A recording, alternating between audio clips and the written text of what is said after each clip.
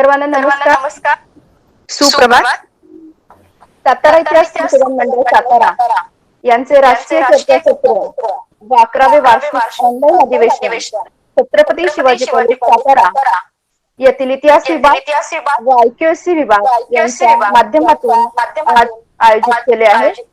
या प्रसंगी उपस्थित आजचे प्रमुख बीजभाषक आदरणीय प्राध्यापक डॉक्टर राजा दीक्षित सर, माजी इतिहास विभाग प्रमुख सावित्रीबाई फुले पुणे विद्यापीठ पुणे, तसेच आदरणीय संतोष सोनवणे सर, सामाजिक कार्यकर्ते, इतिहास संशोधक अमरावती, सन्माननीय प्राचार्य डॉक्टर विठ्ठल शिवणकर सर, सचिव रयत शिक्षण संस्था सातारा, आमचे प्रेरणास्थान डॉक्टर विजयराव नलवडे सर, प्राध्यापक AG थोरात सर, अध्यक्ष सातारा इतिहास संशोधन मंडळ सातारा, सन्माननीय doctor Vinayak Jadhav, doctor Vishwanath Pawar, doctor सौ कल्पना मोहिते, डॉक्टर सौ उज्ज्वला नलवडे, डॉक्टर शिवाजी वाघमोडे व मंडळाच्या प्रगतीसाठी धडपडणारे आमचे मित्र डॉक्टर अजित कुमार जाधव, डॉक्टर जयपाल सावंत, तसेच डॉक्टर धनंजय मासाळ सर, इतिहास विभाग प्रमुख छत्रपती शिवाजी कॉलेज सातारा, प्राध्यापक अनिल कोकाटे व सर्वजणचा स्टाफ आणि सहभागी पार्टिसिपंट, इतिहास संशोधक, इतिहास प्रेमी, विद्यार्थी, मित्रमैत्रिणींनो, आपणा सर्वांचे पुनश्च एकदा मनापासून या वेबिनार मध्ये स्वागत आहे. सातारा इतिहास संशोधन मंडळ म्हणजे कुटुंब आहे. सामान्यातील सामान्याला इतिहासकार बनवण्यासाठी प्रवृत्त करणं हे संशोधन मंडळाचे ध्येय आहे. ज्ञानाचे शिखर गाठण्यासाठी उत्तमातले उत्तम मिळवण्यासाठी मंडळ सातत्याने प्रोत्साहन देत असते. हीच ज्ञानाची शिदोरी. आवाज येतोय सर? हीच ज्ञानाची शिदोरी सर्वांपर्यंत पोहोचवण्यासाठी वार्षिक अधिवेशन मंडळाची सातत्याने होत असतात. यावर्षी मंडळाचे 11वे वार्षिक अधिवेशन कोविड-19च्या पार्श्वभूमीवर ऑनलाईन पद्धतीने संपन्न होत आहे. लोकमान्य टिळकांची स्मृती शताब्दी व अण्णाभाऊ साठे यांची जन्मशताब्दी यावर्षी साजरी होत आहे. त्याचे औचित्य साधून भारतीय राष्ट्रवादाच्या उदयातील लोकमान्य टिळकांचे योगदान व अण्णाभाऊ साठे यांचे महाराष्ट्राच्या जडणघडणीतील योगदान या मुख्य विषयावर हे राष्ट्रीय चर्चासत्र छत्रपती शिवाजी कॉलेजच्या माध्यमातून आयोजित केले आहे.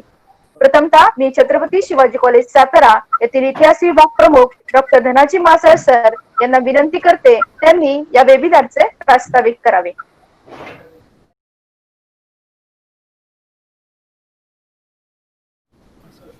आज दिनांक 11 ऑक्टोबर 2020 रोजी छत्रपती शिवाजी कॉलेजमध्ये इतिहास विभाग अंतर्गत गुणवत्ता हमी कक्ष आणि सातारा इतिहास संशोधन मंडळ सातारा यांच्या संयुक्त विद्यमानं सातारा इतिहास संशोधन मंडळाचं 11वं अधिवेशन आणि राष्ट्रीय चर्चासत्र आयोजित करण्यात आलेले.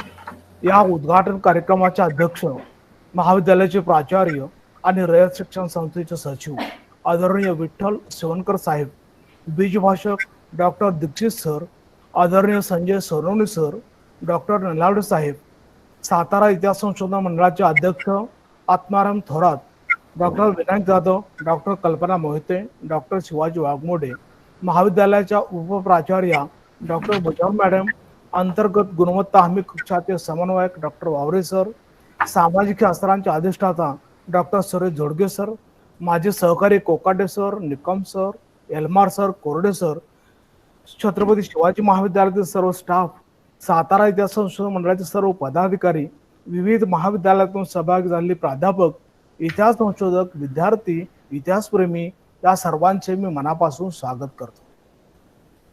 छत्रपती शिवाजी कॉलेज हे कर्मवीर भाऊराव पाटील यांनी स्थापन केलेल्या रयत शिक्षण संस्थेचे पहिले कॉलेज, जे स्वातंत्र्यपूर्व कालखंडामध्ये स्थापन झाले. या कॉलेजचे वैशिष्ट्य म्हणजे केवळ कला शाखा असणारे शिवाजी विद्यापीठातील ए प्लस ग्रेड मिळवणारे एकमेव कॉलेज आहे. तसेच या महाविद्यालयाला UGC कडून स्वायत्ततेचा दर्जा प्राप्त झालेला आहे. कर्मवीर भाऊराव पाटील यांनी सुरू केलेली आणि महाराष्ट्राच्या शैक्षणिक क्षेत्राला दिशादर्शक ठरलेली कमवा शिका योजना या महाविद्यालयामध्ये राबवली जाते. आर्थिक आणि सामाजिक दृष्ट्या मागासलेल्या महाराष्ट्राच्या कानाकोपऱ्यातील विद्यार्थी इयत्ता 11वी पासून ते पदव्युत्तर पदवीपर्यंत शिक्षण या महाविद्यालयात पूर्ण करतात. या महाविद्यालयातील स्पर्धा परीक्षा मार्गदर्शन केंद्र हे महाविद्यालयाचे दुसरं वैशिष्ट्य आहे. आजपर्यंत या केंद्रातून 695 विद्यार्थी स्पर्धा परीक्षा यशस्वीपणे उत्तीर्ण होऊन देशाच्या विविध क्षेत्रात कुशल प्रशासक म्हणून कार्यरत आहेत. या महाविद्यालयात इतिहास विभागाची स्थापना 1964 मध्ये झाली. इतिहास विभागाला उज्ज्वल परंपरा लाभलेली आहे. शिवाजी विद्यापीठातील गुणवत्ता आणि संख्येच्या दृष्टिकोनातून एक मोठा विभाग म्हणून छत्रपती शिवाजी कॉलेजच्या इतिहास विभागाची ओळख आहे. इतिहास लेखन आणि संशोधनात हा विभाग आघाडीवर आहे. शिवाजी विद्यापीठाचे इतिहास विषयाचे संशोधन केंद्र म्हणून या विभागाला मान्यता आहे. वर्षात विभागातील 8 प्राध्यापकांनी UGC कडून मंजूर झालेले मायनर रिसर्च प्रोजेक्ट पूर्ण केलेले आहेत. विद्यार्थ्यांकडून सुद्धा अनेक संशोधन प्रकल्प पूर्ण झालेले आहेत. विद्यार्थ्यांना अशा संशोधन प्रकल्पांमध्ये विद्यार्थ्यांकडून जाणीवपूर्वक सहभागी करून घेतले जाते. अनेक परिषदावर चर्चासत्रांचे आयोजन या विभागाकडून सातत्याने होत असते आणि अशा उपक्रमांच्या माध्यमातून विद्यार्थी इतिहासाच्या जाणीवा निर्माण करण्याचे काम इतिहास विभाग करतो. मला सांगण्यास या ठिकाणी आनंद होतो की सातारा इतिहास संशोधन मंडळाची स्थापना 2010 साली या महाविद्यालयाच्या इतिहास विभागामध्ये झाली होती. त्यावेळेचे इतिहास विभाग प्रमुख डॉक्टर विनायक जाधव आणि विभागातले सर्व सहकारी यांनी मंडळाच्या स्थापनेमध्ये महत्वाचा सहभाग घेतला होता. परंतु आता तो इतिहास झालेला आहे. या मंडळाचे अधिवेशन या कॉलेजमध्ये घेण्याचे अचानक ठरले असेच म्हणावे लागेल. मला वाटतं काही कामानिमित्त नलावडे साहेब कॉलेजमध्ये शिवणकर साहेबांना भेटण्यासाठी आले असावेत आणि मला केविनला बोलावण्याचा निरोप आला आणि त्यानंतर मला साहेबांकडून समजलं की आपल्याला या ठिकाणी हे वेबिनार आणि सातारा इतिहास संशोधन मंडळाचं अधिवेशन आयोजित करायचं आहे. आम्ही नुकतंच एक नॅशनल वेबिनार घेतलं होतं की ज्यासाठी 360 लोक सहभागी झाले होते. पैकी 123 लोक महाराष्ट्र बाहेरून सहभागी झाले होते. ते नॅशनल वेबिनार चांगलं यशस्वी झालं होतं. मग त्या अनुभवावरती म्हटलं ही एक आपली चांगली ऍक्टिव्हिटी होती आहे, तर आपण ही ऍक्टिव्हिटी साजरी करूया आणि त्यानुसार आज हा योग आलेला आहे. माझ्या विभागातले सहकारी कोकाटे सर आणि निकम सर यांना मी तशी कल्पना दिली आणि आम्ही तयारीला लागलो. या कार्यक्रमाचे बीजभाषक म्हणून डॉक्टर राज्य दीक्षित सर हे आपण असं आहेत लाभलेले आहेत असं मला नालवडे साहेबांनी त्यावेळी कल्पना दिली. परंतु दुसऱ्या वक्त्याची आपल्याला आणखी एक गरज आहे. तेव्हा माझ्या आणि सोनवणे सरांची फार ओळख नव्हती, परंतु त्यांच्या विचारांची मात्र माझा परिचय होता. मी त्यांना फोन केला आणि त्याने जणू काही जुनी ओळख आहे असं बोलण्यास सुरुवात केली. हा त्यांच्या मनाचा मोठेपणा होता. मी त्यांना ओळखीसाठी बऱ्याच वेळा थोडीशी माहिती मागितली, परंतु प्रसिद्धीपासून दूर राहणारं असे व्यक्तिमत्व असलं तरी मराठीतील आघाडीचे साहित्यिक ब्लॉगर आहेत. कथा, कादंबऱ्या, कविता, सामाजिक संशोधन अशा चौफेर क्षेत्रात शेकडो ग्रंथांचं त्यांनी लेखन केलेलं आहे. एक यशस्वी अभिनेता, एक यशस्वी व्यावसायिक, दिग्दर्शक, संगीतकार, संशोधक अशी विविधांची ओळख त्यांची आहे. दीक्षित सरांना आपण सर्वजण ओळखतो. या दोघांचंही मी मनापासून या चर्चासत्रामध्ये हार्दिक स्वागत करतो. या अधिवेशन आणि चर्चासत्राच्या नियोजनासाठी माझ्या सहकार्याने खूप मेहनत घेतली.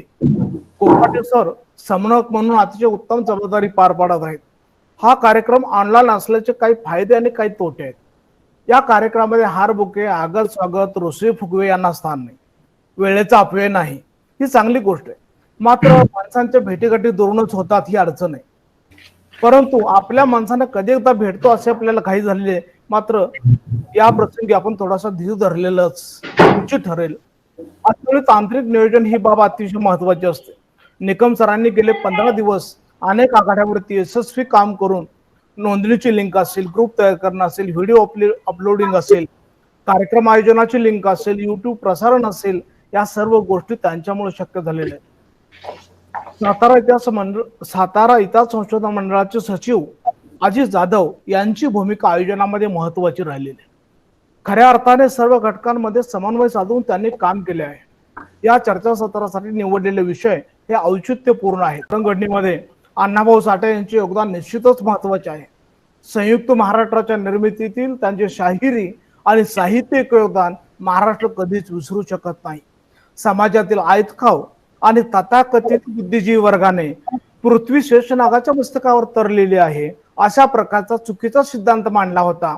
या विधानाचा समाचार घेऊन ही पृथ्वी कष्टकऱ्यांच्या तळहातावर तरलेली आहे हा वास्तववादी विचार मांडणाऱ्या अण्णाभाऊ साठे यांच्या विचारांवरही आज आपण चर्चा करणार आहोत. याशिवाय सध्याची महामारीची साथ लक्षात घेऊन शोध निबंधासाठी आपण अनेक विषय संशोधकांना उपलब्ध करून. धन्यवाद सर. अतिशय कमी वेळात थोडक्यात आपण ओळख करून दिलीत आपल्या महाविद्यालयाची आणि मंडळाची.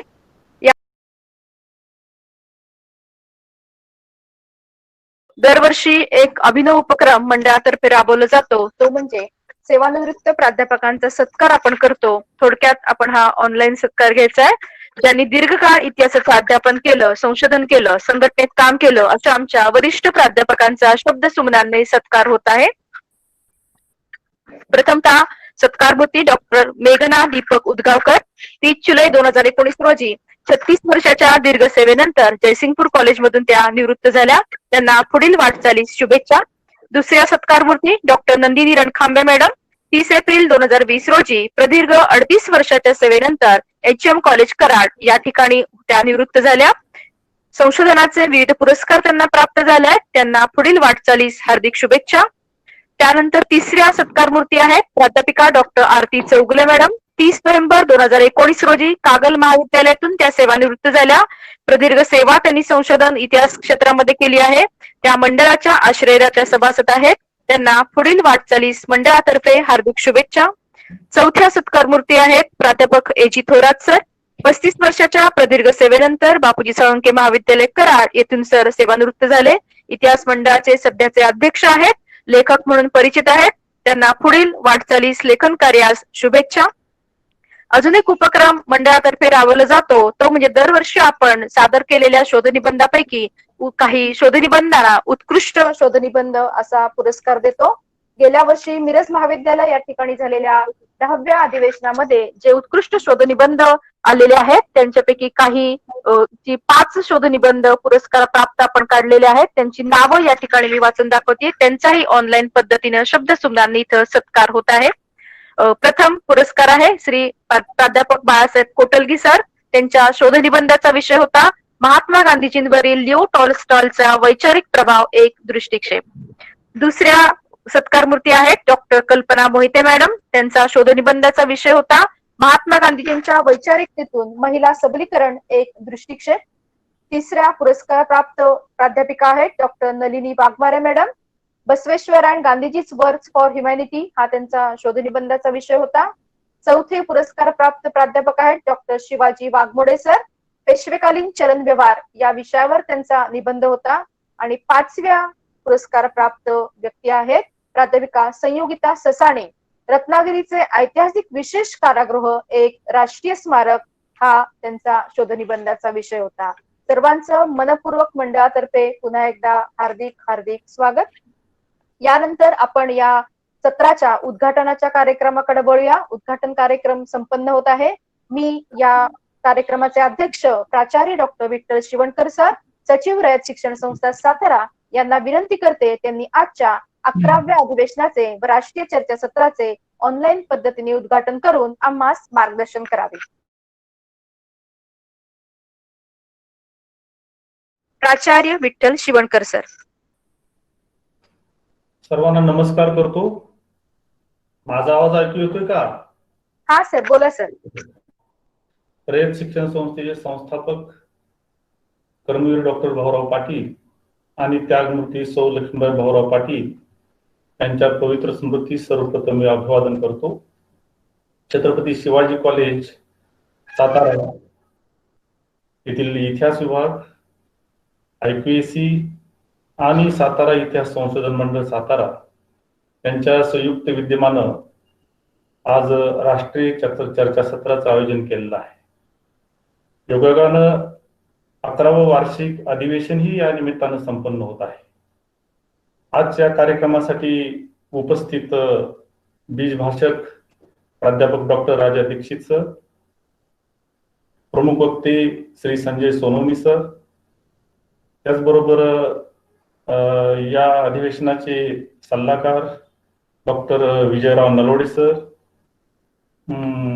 Atmaram Thorat sir, doctor Vinayakrao Jadhav sir, doctor Vishwanath Pawar sir, doctor सौ कल्पना मोहिते मॅडम, डॉक्टर सौ Ujjwala Nalawade madam, doctor Shivaji Waghmode sir, doctor Ajit Kumar Jadhav sir, त्याचप्रमाणे इतिहास विभागाचे प्रमुख डॉक्टर धनाजी मासाळ सर, सर्व मान्यवर, सर्व पदाधिकारी, इतिहासप्रेमी, सर्व शिक्षक, विद्यार्थी बंधू आणि भगिनी,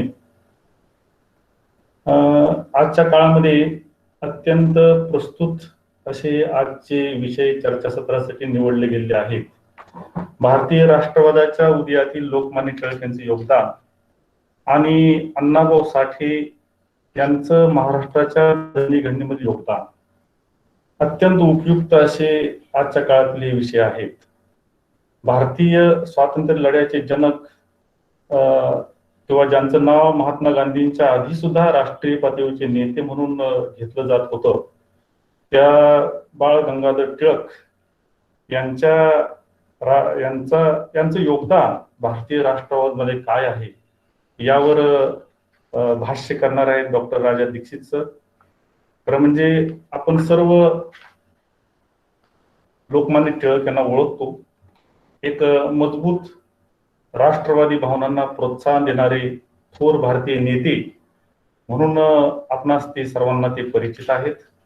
आणि बाळ गंगाधर टिळक असं आपण जेव्हा म्हणतो तेव्हा आगरकरांचं नाव सुद्धा तिथं प्रकर्षाने येतं. ते खरंच खूप चांगले स्नेही होते आणि दोघांनीही देश कार्याला संपूर्णपणे वाहून घेतलेलं होतं. 1881 साली जेव्हा आर्यभूषण छापखाना काढला, तो टिळक, आगरकर आणि चिपळूणकर यांच्या संयुक्त प्रयत्नानं काढलेला होता. आणि 2 वृत्तपत्र त्या माध्यमातून त्यांनी सुरू केली होती. मराठी माध्यमातून केसरी आणि इंग्रजी माध्यमातून मराठा ही 2 वृत्तपत्र होती. आणि त्यांचे संपादक अनुक्रमे आगरकर आणि टिळक होते. म्हणजे वृत्तपत्राच्या माध्यमातून लोकशिक्षण व्हावं, राजकीय जागृती व्हावी किंवा जो शासनाचा जो अन्याय आहे, शासकीय अन्याय आहे, त्याचा प्रतिकार करावा, हे ऐतिहासिक कार्य त्यांनी या माध्यमातून त्यांनी सुरू केलेलं होतं. आणि 1884 मध्ये डेक्कन एज्युकेशन सोसायटीची जेव्हा स्थापना झाली त्यावेळी टिळक आणि आगरकर हे होतेच, परंतु त्यांच्याबरोबर तत्कालीन मंडलिक किंवा तेलंग, माननीय दांडेकर, भांडारकर वगैरे प्रभूतींच्या मदतीनं त्या एज्युकेशन सोसायटीची स्थापना झालेली होती. आणि या सोसायटीतर्फे, या संस्थेतर्फेच 1885 साली फर्ग्युसन महाविद्यालयाची स्थापना करण्यात आली होती. पुढं काही कालांतरानं टिळकांचं संस्थेतील एकंदरीत जे धोरण होतं त्याबद्दल मतभेद झाले आणि त्यांनी आपला राजीनामा देऊ केलेला होता. त्यांनी जे काही मतभेद झालं त्याचा उल्लेखही केलेला आहे की जी काही तत्व किंवा जे काही धोरण धरून त्या संस्थेची स्थापना झालेली होती, फर्ग्युसन महाविद्यालयाची स्थापना असेल किंवा डेक्कन एज्युकेशन सोसायटीची स्थापना असेल, ते धोरणाला धक्का देणाऱ्या काही गोष्टी घडत असल्यामुळे त्यांनी राजीनामा देण्याची भाषा केलेली होती. म्हणजे निर्वाहापुरते वेतन हे जे काही तत्व सुरुवातीला होतं, जेव्हा त्याचं रूपांतर सांपत्तिक स्थितीनुसार वेतन असं करण्यात आलं किंवा राष्ट्रीय शिक्षण संस्थेचं जे काही उद्दिष्ट होतं त्याऐवजी एक सरकारच्या अनुदानावर चालणारी संस्था असा जेव्हा त्याला धोरण बदल करण्यात आला, तेव्हा त्यांना वाटलं की हे संस्थेचं जे काही मूळ धोरण, ज्या धोरणानुसार आपण संस्था काढली, तर जर त्या धोरणालाच अडचण निर्माण होत असेल तर ते धक्का देणारं ठरेल. आणि म्हणून त्यांचा त्यावेळी आगरकर यांच्याशी वादही झाला होता या प्रश्नावर. परंतु याहीपेक्षा एक मोठा वैचारिक मतभेद त्यांच्या दोघांमध्ये झाले होते. म्हणजे सामाजिक आणि राजकीय पार्श्वभूमीवर आधारित ते होतं. म्हणजे सामाजिक सुधारणा की राजकीय सुधारणा अगोदर आणि मग स्वातंत्र्य, या बाबत त्यांचे मतभेद झाले होते. आगरकरांना सामाजिक सुधारणा महत्वाच्या वाटत होत्या किंबहुना देश सुधारण्यासाठी किंवा स्वातंत्र्यासाठी सामाजिक सुधारणांना त्यांनी प्राधान्य दिलं होतं. म्हणजे सामाजिक सुधारणा झाल्याशिवाय देश स्वातंत्र्याला पात्र होऊ शकत नाही अशी त्यांची भावना होती. म्हणून प्रथम समाजातील आपण रूढी असतील, अंधश्रद्धा असतील, अज्ञान असेल, पाप पुण्याच्या वेगवेगळ्या ज्या कल्पना असतील, त्या कल्पनातून, या पाशातून समाजाची प्रथमता मुक्तता झाली पाहिजे, जातीभेद नष्ट झाले पाहिजेत, असे ते विचार मांडत होते. आणि त्यामुळं लोकमताची पर्वा न करता परकीय सरकारनं या सुधारणा करण्यासाठी योग्य ते कायदे करावेत असं आगरकरांचं स्पष्ट मत होतं. आणि टिळकांचं असं मत होतं की बाबा ह्या ज्या काही सुधारणा असतील त्या आम्ही करू. आम्हाला परकीय सत्तेची ढवळाढवळ अजिबात नको आहे. आमच्या सामाजिक किंवा धार्मिक बाबतीमध्ये परकीयांनी ढवळाढवळ करू नये असं त्यांचं स्पष्ट मत होतं. म्हणजेच टिळकांची भूमिका ही आगरकरांच्या भूमिकेच्या बरोबर विरुद्ध होती. अर्थातच मगाशी मी म्हटलं त्याप्रमाणे हे वैचारिक मतभेद होतं हे आपण लक्षात घेतलं पाहिजे. म्हणजे स्वतंत्रतेचा किंवा राष्ट्रीयत्वाचा अभिमान जर बाळगला तरच राष्ट्राची उन्नती होईल अशी टिळकांची भूमिका होती. आणि जर स्वाभिमान असेल, उत्साह असेल, स्वराज्य निष्ठा असेल, जर असे हे काही गुण असतील तर ते म्हणजे राष्ट्राचा खरा आत्मा आहे. आणि हा जो जिवंतपणा आहे, जो ज्या ठिकाणी वसतो त्या ठिकाणी सामाजिक सुधारणा आपोआप मागोमाग येऊ शकतात, येत असतात, असं आग्रहपूर्वक प्रतिपादन आदरणीय टिळकांनी त्या काळामध्ये केलेलं होतं. एकूणच टिळकांना राष्ट्रा इतकाच आपल्या धर्माचाही जाज्वल अभिमान होता. म्हणजे हिंदुत्व हे स्वत्वाचेच फळ आहे असं ते मानत होते.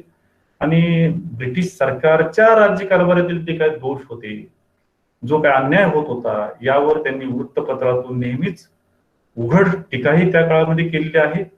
आणि प्रांतिक परिषदा किंवा काँग्रेसच्या कार्यामध्ये त्यांनी भाग घेतला आणि काँग्रेसला एक वेगळं स्वरूप त्यांनी देण्याचा प्रयत्न केला.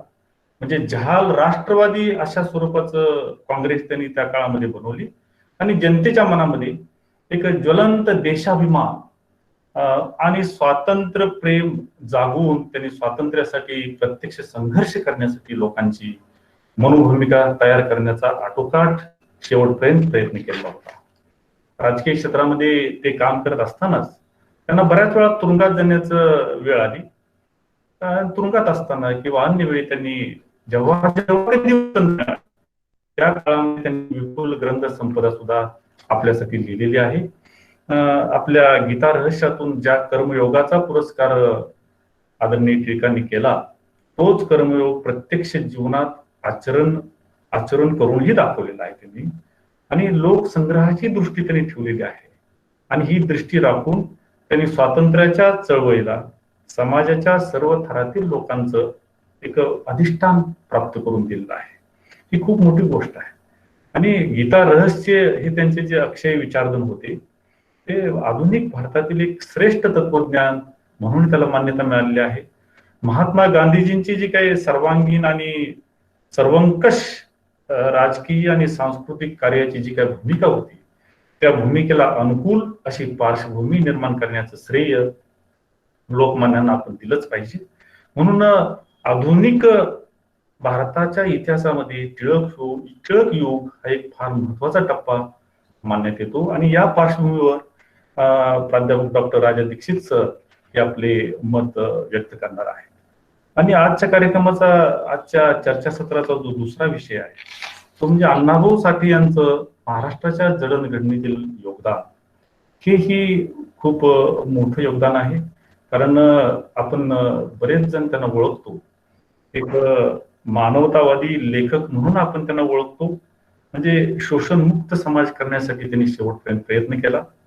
आणि कष्टकरी जनता असेल, दलित असतील, शोषित असतील किंवा पीडित यांचे शोषण संपवण्यासाठी त्यांनी आयुष्यभर लढा दिलेला आहे हे आपण विसरून चालणार नाही.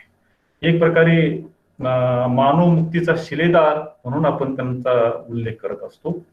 तर एक सामाजिक बांधिलकी जपणारे, मानणारे, समाज परिवर्तनाचे शस्त्र हाती घेऊन लेखन करणारे साहित्यिक म्हणून त्यांचा उचित नामोल्लेख आपल्याला त्यांच्याबद्दल करावासा वाटतो. आणि सुरुवातीपासूनच त्यांची जी भूमिका होती ती आपणाला लक्षात घ्यायला पाहिजे की जेव्हा मुंबईमध्ये कामगारांचं कष्टमय आयुष्य त्यांनी पाहिलं, दुःखाचं जीवन त्यांनी पाहिलं आणि त्या काळचे त्यांनी संप, मोर्चे वगैरे अनुभवले आणि त्यातून एक लढाऊ बाणा त्यांच्यामध्ये ते तयार झालेला होता. आणि जेव्हा ते भारतीय कम्युनिस्ट पक्षाचे नेते कॉम्रेड श्रीपाद अमृत डांगे यांच्या प्रभावाखाली आले, त्यांच्या वक्तृत्वाचा प्रभाव जेव्हा त्यांच्यावर पडला तेव्हा ते त्या पक्षाचे क्रियाशील कार्यकर्ते झाले. आणि मग मुंबईमध्ये डॉक्टर बाबासाहेब आंबेडकर साहेब असतील किंवा स्वातंत्र्यवीर सावरकर असतील यांचे अनेक भाषणं त्यांनी ऐकली आणि 1942च्या चळवळीमध्ये जे सहभागी झाले आणि कालांतरानं मुंबईमध्ये एक लोकशाहीर म्हणून त्याचा एक त्यांनी लौकिक प्राप्त केला. म्हणजे तत्कालीन अमर शेख हे जे ख्यातनाम मराठी लोकशाहीर होते त्यांच्या बरोबरच अण्णाभाऊंचे नाव लोकशाहीर म्हणून त्या काळामध्ये गाजू लागलेले होते. संयुक्त महाराष्ट्राची जेव्हा चळवळ जोरात होती त्यावेळी त्यांनी स्वतःला त्यामध्ये झोकून दिलं आणि त्यांच्या शाहिरीमध्ये लावणी, पोवाडे, गीते, लोकनाट्ये इत्यादी जे काय होतं तर त्याचा त्यांनी पुरेपूर त्या लढ्यामध्ये वापर केलेला होता. आणि मुंबई कुणाचे आहे हे जे त्यांनी लोकनाट्य लिहिलेलं होतं त्याचे त्यांनी महाराष्ट्रभर प्रयोग केलेलं होतं. आता जरी त्यांना उपेक्षित गुन्हेगार म्हणून कलंकित ठरवलं गेलं असलं तरी दलित आणि श्रमिक यांच्या समृद्धीचं स्वप्न ते शेवटपर्यंत पाहत आले. आणि डॉक्टर बाबासाहेब आंबेडकर असो किंवा त्यांचं आणि इतर समकक्ष नेते त्यांच्या लढाऊ आणि विमोचक विचारांचे संस्कार त्यांच्या मनावर खोलवर झालेले होते. अतिशय तळमळीनं लिहिण्याची त्यांची वृत्ती होती. मगाशी मासाळ सरांनी उल्लेख केला की पृथ्वी शेषाच्या मस्तकावर तरलेली आहे असा जो काही समज त्या काळामध्ये होता तो खरा नसून तो श्रमिकांच्या, दलितांच्या तळहातावर तरलेली आहे अशा प्रकारचं क्रांतिकारी भाष्य त्यांनी त्यावेळी केलेलं होतं. आणि हाच त्यांच्या लेखनाचा खरं म्हणजे प्रेरणास्त्रोत होता. म्हणजे एक मानवी जीवनातील संघर्ष असो किंवा दुःख असो, दारिद्र्य असो, त्याची प्रचिती नेहमी आपल्याला त्यांच्या साहित्यात प्रकट झालेली आपल्याला दिसून येईल. आणि त्यांच्या ज्या काही कथा आहेत, कादंबऱ्या आहेत त्यातून त्यांनी जी माणसं उभी केलेली आहे त्यातून एक जबरदस्त जीवन इच्छा त्यामधून दिसून येते. आणि त्यांच्यापासून प्रेरणा घेऊन दलित लेखकांची एक प्रतिभावान पिढी निर्माण झालेली आपल्याला दिसून येईल. अशा तऱ्हेनं एक आधुनिक महाराष्ट्राच्या जडणघडणीमध्ये त्यांनी सिंहाचा वाटा उचललेला आहे असं आपल्या सर्वांना दिसून येईल. तर मगाशी मी सांगितलं त्याप्रमाणे आजच्या काळामध्ये अत्यंत प्रस्तुत असे 2 विषय होते. या दोन्ही विषयावर आदरणीय डॉक्टर राजा देशमुख साहेब किंवा संजय सोनवणे साहेब चांगल्या प्रकारे देणार आहेतच. मी आता जास्त काही बोलत नाही, इथंच थांबतो. आणि आजच्या राष्ट्रीय चर्चासत्राचं इथं उद्घाटन झालं असं मी जाहीर करतो आणि मी थांबतो. धन्यवाद. धन्यवाद सर. लोकमान्य टिळक व आगरकर यांची वैचारिक भूमिका, तत्वज्ञान आपण मांडलं. अण्णाभाऊ साठेंचं महाराष्ट्राच्या जडणघडणीतील योगदान आपण थोडक्यात आमच्या समोर व्यक्त केलं. अनेक ऐतिहासिक घटनांना आपण उजाळा दिला. आपण केलेलं मार्गदर्शन निश्चितच आम्हाला उपयुक्त आहे. पुनश्च एकदा आपले धन्यवाद. पुढच्या सातत्याने 11 वर्ष सातारा इतिहास संशोधन मंडळ कार्यरत असून दरवर्षी वार्षिक अधिवेशने अतिशय उत्साहाने संपन्न होत असतात. नवसंशोधकांना त्यामुळे प्रेरणा मिळते. अशा मंडळाची भूमिका आपल्या समोर मांडणार आहेत प्राध्यापक ए.जी. थोरात सर, अध्यक्ष सातारा इतिहास संशोधन मंडळ सातारा. प्राध्यापक थोरात सर.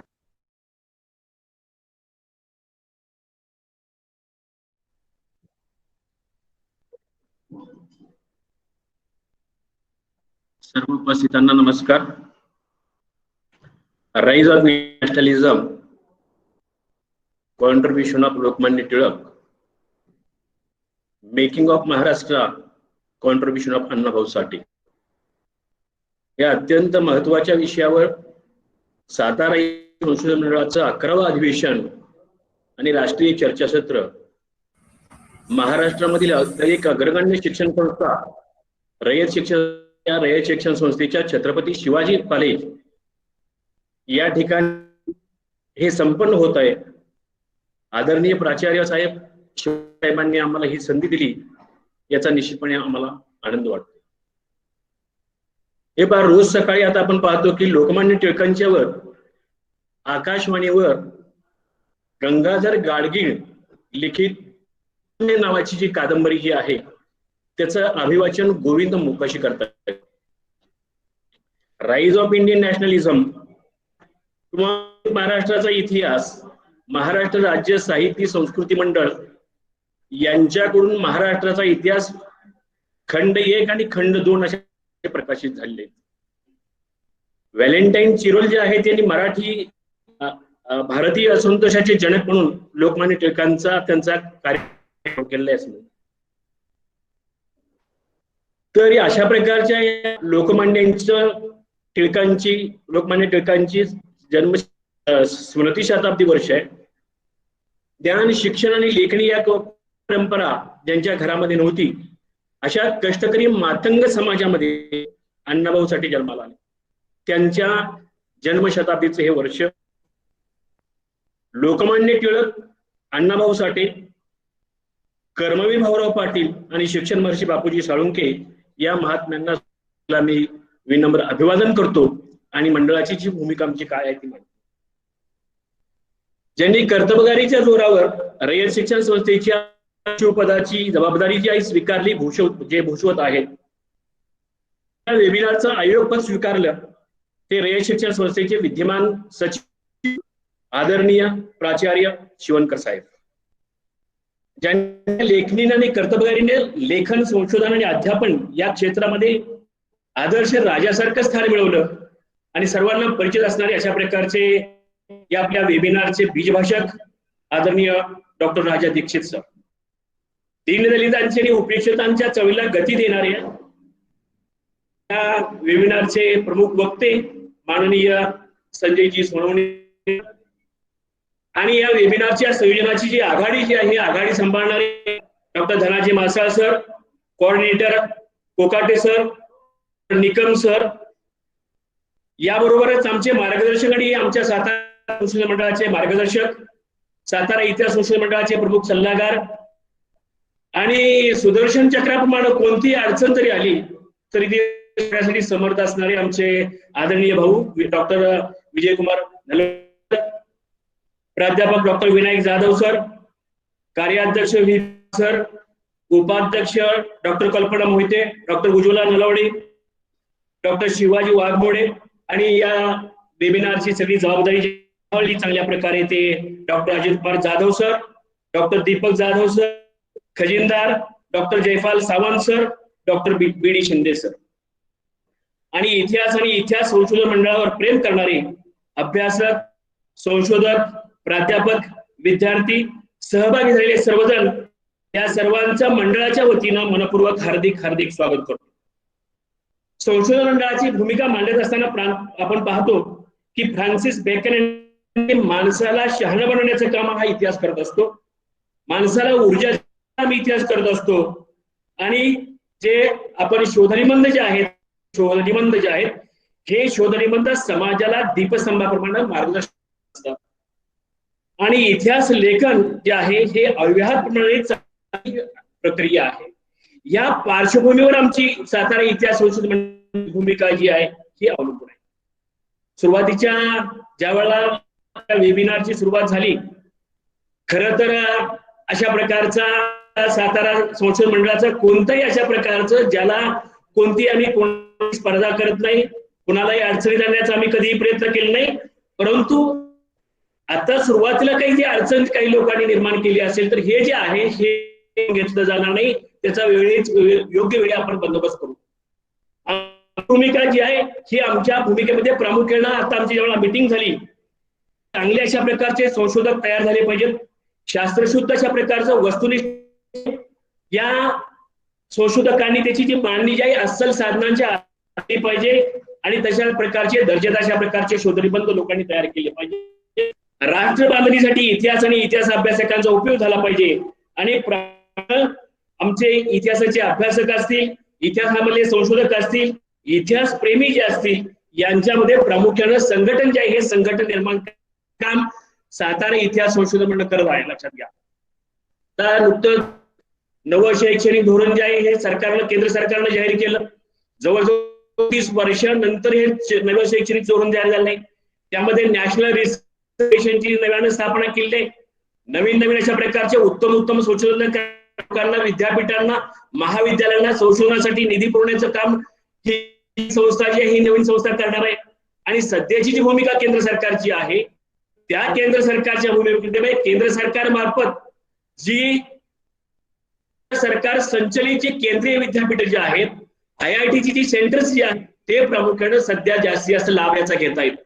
त्यामुळे त्याच्यानंतर विद्यापीठांना, राज्यामधली जी विद्यापीठ जी आहेत त्या राज्यामधल्या विद्यापीठांना आणि अशा प्रकारचा निधी महाविद्यालयाला मिळतोय. त्यामुळे नव्या शैक्षणिक धोरणामध्ये आपलं सातारा इतिहास संशोधन मंडळ जे आहे, नवीन इंडिया मंडळ जे आहे, येस्टरडे, टुडे अँड टुमारो, नवीन आव्हाने जी आहेत ही नवीन आव्हान विचार करून त्या दृष्टिकोनातून वाव देण्याचं काम जे आहे संशोधकांना, प्राध्यापकांना देण्याचं काम निश्चितपणानं आमचा सातारा इतिहास संशोधन मंडळ करत आहे. जवळजवळ आता मॅडमनी सांगितले की जवळजवळ 10 वर्ष झाली आमच्या यशस्वी वाटचाल सुरू. धन्यवाद सर.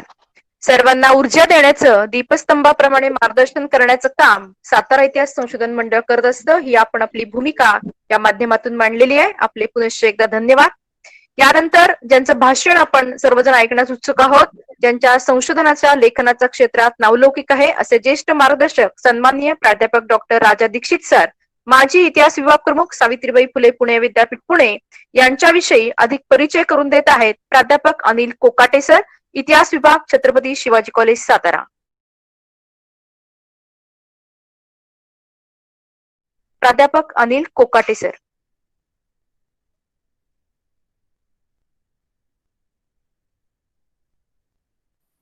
धन्यवाद मॅडम. छत्रपती शिवाजी कॉलेज सातारचा इतिहास विभाग आणि सातारा इतिहास संशोधन मंडळाच्या वतीने आज आपण छत्रपती शिवाजी महाविद्यालयाच्या वतीने जे राष्ट्रीय चर्चासत्र आणि सातारा इतिहास संशोधन मंडळाचं 11वं अधिवेशन संपन्न करत आहोत. त्यासाठी बीजभाषक म्हणून आपल्यासाठी उपलब्ध असलेले आमचे गुरु डॉक्टर राजा दीक्षित सरांचा परिचय मी आपणा सर्व पार्टिसिपंट्सना करून देत आहे.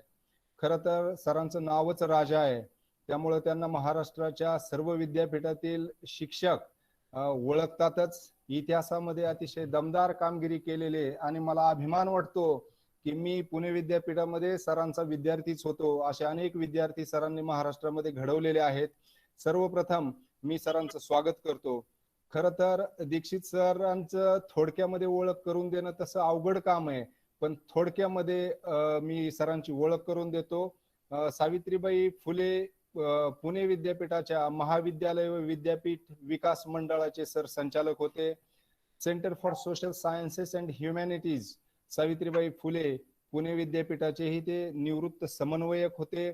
त्याच्यानंतर आंतरप्रणाली अभ्यास केंद्र, मानव्य विद्या व सामाजिक शास्त्रे यांचे ते प्राध्यापक आणि प्रमुख होते. खरं तर हाडाचा शिक्षक काय असतो हे सरांकडे पाहिल्यानंतर समजतं. अध्यापनाचा सरांना जवळजवळ 40 वर्षांचा अनुभव आहे. संशोधन मार्गदर्शक म्हणून सरांनी विविध विद्यापीठांसाठी कार्य केलेलं आहे. त्यामध्ये सावित्रीबाई फुले पुणे विद्यापीठ त्यांच्या हातून 24 विद्यार्थ्यांना त्यांनी एमफिलचं मार्गदर्शन केलेलं आहे. 9 विद्यार्थी त्यांच्या हातून PhD पदवी प्राप्त झालेले आहेत. टिळक महाराष्ट्र विद्यापीठाचेही ते संशोधक मार्गदर्शक आहेत. विशेष म्हणजे अमेरिकेतील असोसिएटेड कॉलेजेस ऑफ मिडवेस्ट या संस्थेच्या इंडिया प्रोग्राम या शिक्षण क्रमासाठी सरांनी मार्गदर्शन केलेलं आहे, संशोधन केलेलं आहे. काही अभ्यासकांकडून प्रकल्प त्यांनी पूर्ण करून घेतलेले आहेत. महाराष्ट्र राज्य पाठ्यपुस्तक निर्मिती व अभ्यासक्रम संशोधन मंडळासाठीही सरांनी मार्गदर्शन केलेलं आहे. सध्याची पदं सरांकडे कुठली आहेत हे जर आपण पाहिलं तर Indian council of historical research या अतिशय नामांकित संस्थेचे सर सदस्य आहेत. Indian institute of education Pune विश्वस्त मंडळाचे सर सदस्य आहेत. सरांनी देश विदेशामध्ये वेगवेगळ्या आंतरराष्ट्रीय परिषदांसाठी भ्रमण केलेलं आहे, मार्गदर्शन केलेलं आहे, वेगवेगळ्या चर्चासत्र आणि परिषदांमध्ये सहभाग घेतलेला आहे. सरांनी जे ग्रंथ प्रकाशित केलेले आहेत त्यांची यादी सुद्धा भली मोठी आहे, ती नावं इथं वाचून दाखवू शकत नाहीत की ग्रंथ सरांनी लिहिलेले आहेत. 20 पाठ्यपुस्तकं सरांनी लिहिली आहेत, 41 पुस्तकांचं संपादन सरांनी केलेलं आहे, 43 शोध निबंध, 150 लेख, 100 कविता आणि कितीतरी कथा सरांच्या प्रसिद्ध आहेत. विविध आता एवढं काम केल्यानंतर विविध पुरस्कार मिळणं क्रमप्राप्त आहे. सरांना कित्येक पुरस्कार मिळालेले आहेत, त्या पुरस्कारांची यादी सुद्धा खूप मोठी आहे. पुणे विद्यापीठाचा इतिहास हा जो ग्रंथ आम्हाला आवडला त्याच्यासाठी सरांना 2 पुरस्कार मिळालेले आहेत आणि इतरही भरपूर पुरस्कार सरांच्या नावावरती आहेत. वेगवेगळ्या 30 समित्यांचे सदस्य म्हणून सरांनी काम केलेलं आहे. त्यामध्ये वेगवेगळे देशातली जी विद्यापीठ आहेत त्याच्या बोर्ड ऑफ स्टडीज वरती त्यांनी काम केलेलं आहे, रिसर्च कमिट्यांवरती सरांनी काम केलेलं आहे. सरांचं फक्त इतिहास विषयामध्येच योगदान आहे असं नव्हे, तर अनेक साहित्य संमेलनांमध्ये त्यांचा सहभाग असतो, कवी संमेलनांमध्ये सहभाग आहे, विविध व्याख्यानमालांमध्ये सरांनी सहभाग घेतलेला आहे, कित्येक चर्चासत्रांमध्ये सरांनी मार्गदर्शन केलेलं आहे आणि महाराष्ट्रामधल्या कित्येक आमच्यासारख्या प्राध्यापकांनी सरांची भाषणं लाईव्ह म्हणण्यापेक्षा प्रत्यक्ष तिथे जाऊन उपस्थित राहून ऐकलेली आहेत. महाराष्ट्रातल्या विविध इतिहास परिषदांचं अध्यक्षपद सरांनी वेळोवेळी भूषवलेलं आहे आणि विभागीय अध्यक्षपद तर बऱ्याच वेळा सरांनी भूषवलेलं आहे. असं बहुआयामी व्यक्तिमत्व आजच्या चर्चासत्रासाठी आपल्यासाठी उपलब्ध आहे. मी सरांना विनंती करतो की सरांनी आम्हाला मार्गदर्शन करून उपकृत करावं. धन्यवाद. धन्यवाद सर. आजचे प्रमुख मार्गदर्शक ज्यांचे विचार आमच्यासाठी नेहमीच प्रेरणादायी आहेत असे प्राध्यापक डॉक्टर राजा दीक्षित सर भारतीय राष्ट्रवादाच्या उदयातील लोकमान्य टिळक यांचे योगदान या विषयावर मार्गदर्शन करणार आहेत. मी सरांना विनंती करते की त्यांनी आम्हाला मार्गदर्शन करावे. आदरणीय डॉक्टर राजा दीक्षित सर.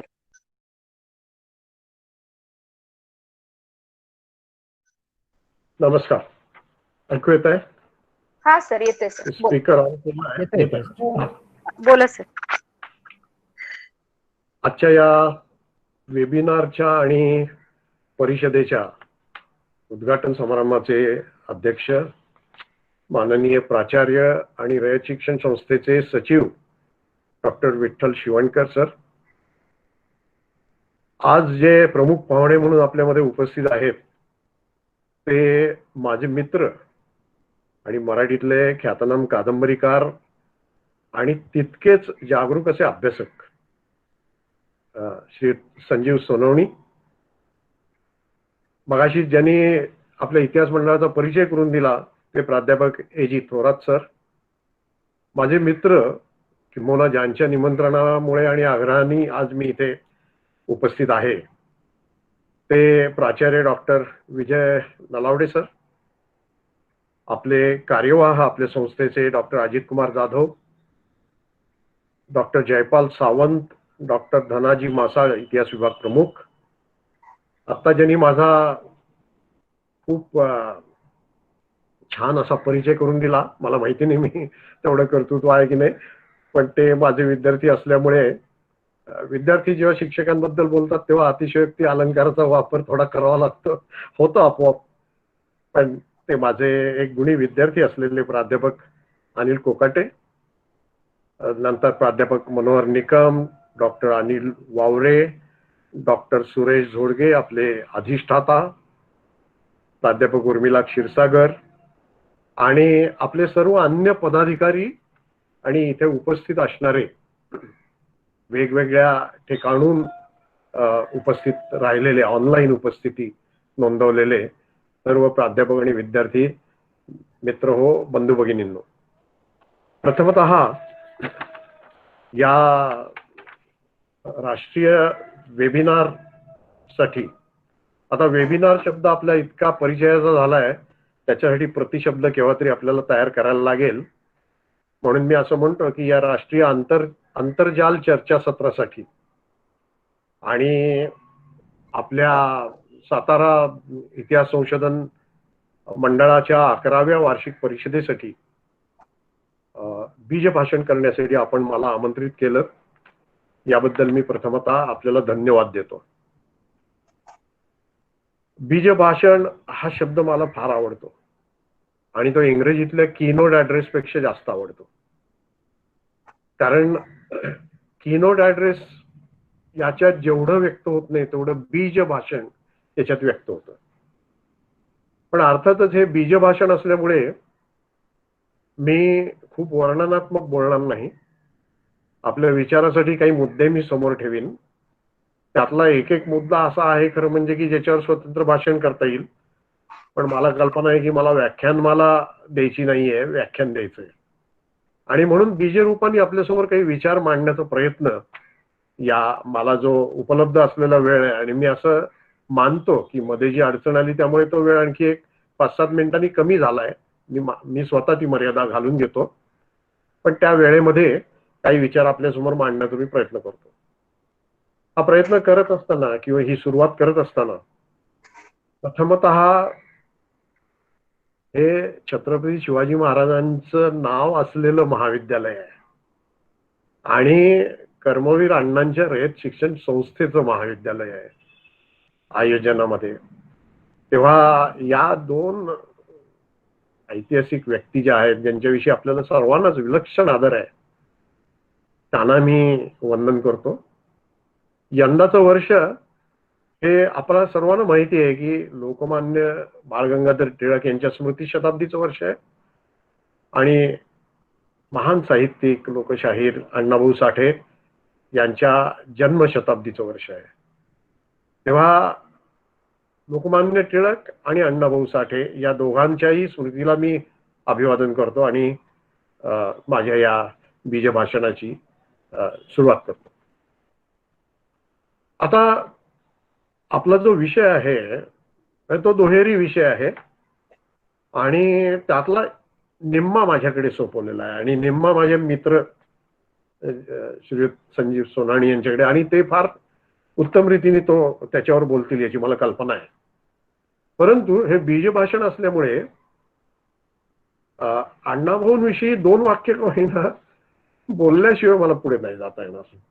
आणि म्हणून मी त्याच्यासाठी असं करणार आहे की अण्णाभाऊ साठे लोकमान्यांविषयी काय म्हणतात याची 1-2 उदाहरणं घेऊन मी पुढे जाणार आहे. त्या दोघांचं कुठेतरी एकत्र जोडणं हे मला गरजेचं वाटतं. आपल्याला कल्पना आहे की अण्णाभाऊंचं फार प्रचंड मोठं साहित्य हे उपलब्ध आहे. त्यांच्या लावण्या, पोवाडे, त्यांच्या कादंबऱ्या, कथा, खूप मोठं वाङ्मय भांडार आहे ते. त्यांच्याविषयीचं पण पुष्कळ वाङ्मय भांडार आहे. महाराष्ट्र राज्य साहित्य संस्कृती मंडळाने त्यांचं निवडक वाङ्मय ग्रंथरूपाने प्रकाशित केलेलं आहे, हेही आपण जाणत असाल. तर अण्णाभाऊंनी त्यांच्या काव्यामध्ये, मी 1-2-3 फक्त उदाहरणं आपल्या समोर ठेवणार आहे. लोकमान्यांना जी आदरांजली वाहिलेली आहे, लोकमान्यांची विषयी जे म्हटलंय त्यांचा गण आहे. सुरुवातीलाच पहिलाच तो गण आहे. लोकवाङ्मयांनी सुद्धा एक छोटं पुस्तक या सगळ्या काव्याचं प्रकाशित केलंय लोकवाङ्मय प्रकाशनने. कारण कविवर्य नारायण सुर्वे यांना यामध्ये खूप मोठा रस होता. तर त्यातला सुरुवातीचा जो गण आहे त्याच्यामध्ये अण्णाभाऊ पहिलं वंदन अर्थातच मातृभूमीच्या चरणा करतात आणि दुसरं वंदन तेही अर्थातच छत्रपती शिवबा चरणा असं करतात. आणि हे 2 प्रकारे वंदन केल्यानंतर तिसरं वंदन ते लोकमान्य टिळकांना करतायत. त्यांनी असं म्हटलंय की स्वराज्य माझा जन्मसिद्ध हक्क करुनिया गर्जना लोक उठविला जागा केला त्या लोकमान्यांना स्मरोनी गातो कवना, हे त्यांनी म्हटलेलं आहे. त्याचप्रमाणे त्यांच्या आणखी एका कवितेमध्ये त्यांनी ब्रिटिशांविरुद्ध लोकमान्यांनी कसा लढा दिला याच्या संदर्भातला एक उल्लेख त्यांचा आहे. त्यात ते असं म्हणतायत की टिळकांनी घालुनी साध सिंह उठविला उन्मत्त गोऱ्या गजाला निर्भय इशारा दिला पळ काळे कर लवलाही केसरी आला. या पद्धतीने त्यांनी ते केसरीचं आणि लोकमान्य टिळकांचं महत्व तिथे सांगितलं आहे. मग मला व्यक्तिशः आवडणारं त्यांचं आणखी एक लोकमान्यांविषयीच्या एका कवनामधलं जे आहे, मुंबईचा गिरणी कामगार म्हणून फार अप्रतिम असं त्यांचं ते काव्य आहे. आणि त्या काव्याच्या सुरुवातीलाच आपल्याला कल्पना असेल, आपण सगळे प्राध्यापक आहात, की 1908 साली जेव्हा लोकमान्यांना शिक्षा झाली, मंडालेच्या कारावासात पाठवलं गेलं, त्यावेळेला मुंबईच्या गिरणी कामगारांनी उत्स्फूर्तपणे संप केलेला होता. तो धागा घेऊन अण्णाभाऊ काय म्हणतायत बघा. ते म्हणतायत, सन 1908 साली इंग्रजांनी भली अटक बघा केली, टिळकांना कारागृही नेले, मुंबईचा कामगार खवळे, निषेध संपाचे वादळ उठले, हिंदच्या मुक्तीचे भले शिंग वाजले, रशियामध्ये लेनिन वदले. कारण हे काही हा जो संप झाला त्याची नोंद तिकडे लेनिननी घेतलेली होती. तेव्हा ही 3 छोटी उदाहरणं जरी आपण पाहिली तरी आपल्या असं लक्षात येईल की अण्णाभाऊंनी लोकमान्यांविषयी काय प्रकारे आदर व्यक्त केलेला आहे. म्हणून मी तो उल्लेख करून मग पुढे जाणार आहे. सोनवणे सर अर्थातच अण्णाभाऊंविषयी अधिक बोलणार आहेत, पण आपल्याला कल्पना आहे की अण्णाभाऊंचं महत्व हे थिअरी पद्धतीने मराठी वाङ्मयामध्ये आपल्याला जाणवत असतं. एका बाजूनी ते दलित साहित्यिक आहेत, त्याच्या जोडीला ते कामगार साहित्यिक आहेत आणि त्याच्या जोडीला मार्क्सवादी साहित्यिक आहेत. या तिन्ही गोष्टी एकत्रित आपण घेतल्या तर आपल्याला असं दिसेल की सामाजिक बांधिलकी मानणाऱ्या ज्या साहित्यिकांनी मराठी साहित्य समृद्ध केलेलं आहे, आणि नुसतं साहित्य नाही तर मराठी विचार परंपरा आणि समाज जीवन समृद्ध केलेलं आहे, त्याच्यामध्ये अण्णाभाऊंचा समावेश होतो. आणि म्हणून जग बदल घालून घाव, गेले सांगून आम्हा भीमराव, हे त्यांनी म्हटलं. आपल्याला पुष्कळ म्हणजे ते इतरांचे बोलण्यात येईल सगळं, त्यामुळे मी त्या खोलात जात नाही. पण म्हणून अशा एका क्रांतिकारक साहित्यिकाला वंदन करण्यासाठी आपण हे चर्चासत्र आयोजित केलंय, त्याचा मला खरोखर फार आनंद वाटतो. आता मी मला जो माझ्याकडे जो सोपवलाय त्या विषयाकडे येतो, ते म्हणजे लोकमान्य टिळक यांचं भारतीय राष्ट्रवादाला योगदान किंवा राष्ट्रवादाच्या एकंदर उदय प्रक्रियेला असणारं योगदान. आता या योगदानाची चर्चा करताना मुळामध्ये म्हणजे मला खूप दिवसांनी काही जुन्या आठवणी जाग्या झाल्या. मी माझ्या MA विद्यार्थ्यांना सावित्रीबाई फुले पुणे विद्यापीठामध्ये जेव्हा शिकवायचो तेव्हा, आणि आपण सगळे इतिहासाचे बरेचसे आपल्यापैकी बहुसंख्य प्राध्यापक आहात, आपल्याला याची कल्पना असेल की आपण म्हणजे मी विद्यार्थी असताना मी अगदी प्रामाणिकपणे तुम्हाला सांगतो की राष्ट्रवाद ही केवळ एक राजकीय संकल्पना म्हणून आम्ही शिकलो आणि त्याच्या पलीकडे ते काही आहे हे आम्हाला माहितीच नव्हतं. परंतु हे आपण लक्षात ठेवलं पाहिजे की राष्ट्रवाद हे निव्वळ राजकीय तत्वज्ञान नाही. त्याचा राजकीय भाग आहे, नक्की आहे, आणि तो महत्वाचा आहे. पण राष्ट्रवाद हे जीवनाच्या सर्व अंगांना व्यापून टाकणारं तत्वज्ञान आहे. आणि राष्ट्रवाद ज्याला आपण काय म्हणतो, फिनिश्ड प्रॉडक्ट म्हणतो ना, असा तयार माल असतो, तसं काही नाहीये. एकच एक राष्ट्रवाद नाहीये. तर मूलतः राष्ट्रवाद ही एक प्रक्रिया आहे, प्रोसेस आहे, आणि त्यामुळे ती प्रवाही आहे. आणि जी गोष्ट प्रवाही असते ती एका छोट्याशा व्याख्येत पकडता येत नाही. तिच्याबद्दल आपण विवेचन करू शकतो, परंतु ती एका छोट्या व्याख्येत पकडता येत नाही. तिची काही लक्षणं आपण सांगू शकतो, परंतु ती लक्षणं सुद्धा काही प्रमाणात काळाच्या ओघात बदलू शकतात.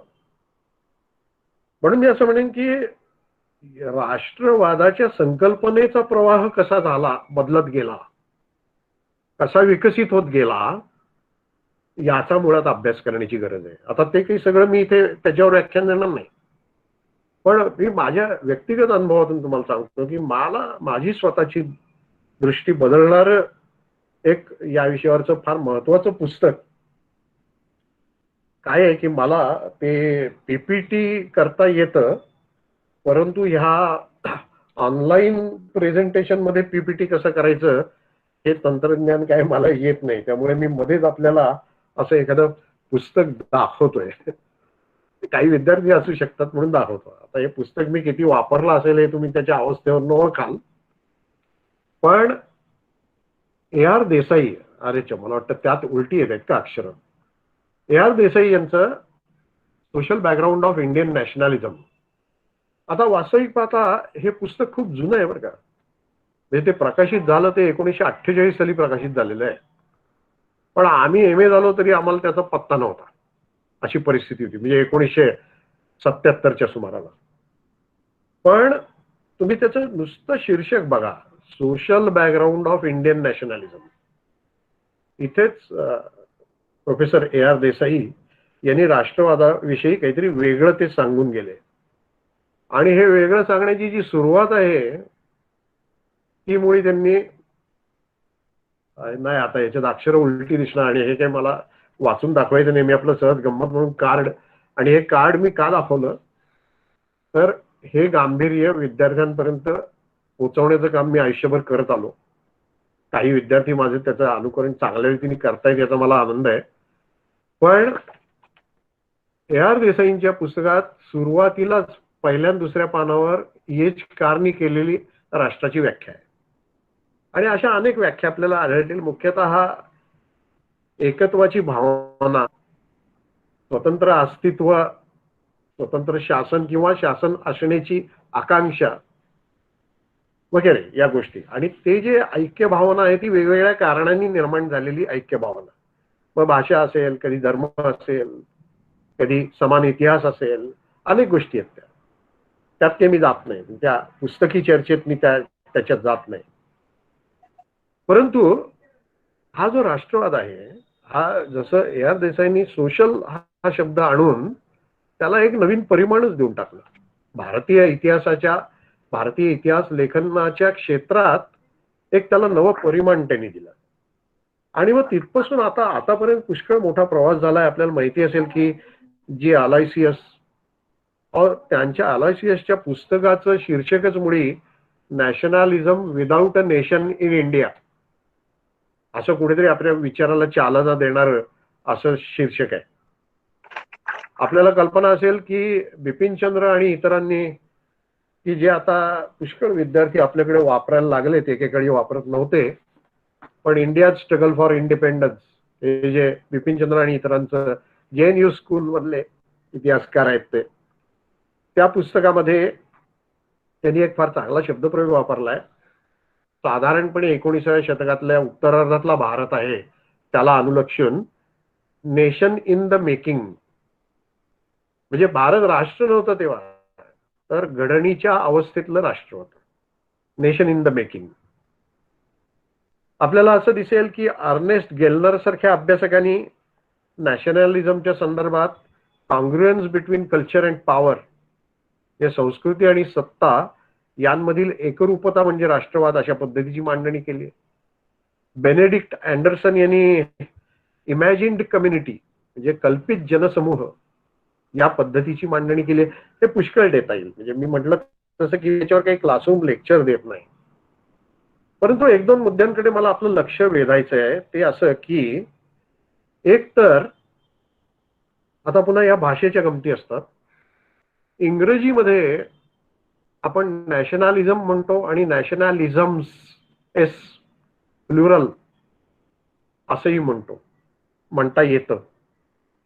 त्या लक्षात घ्या की पहिली महत्वाची गोष्ट की राष्ट्रवाद हा माझ्या मते बहुवचनी शब्दप्रयोग आहे, एकवचनी नाही.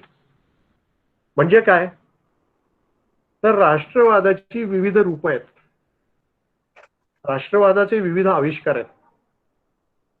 आणि म्हणून तुम्ही एक राष्ट्रवाद घेतलात तर तो सगळ्यांना तसं मान्य असेल असं नाही.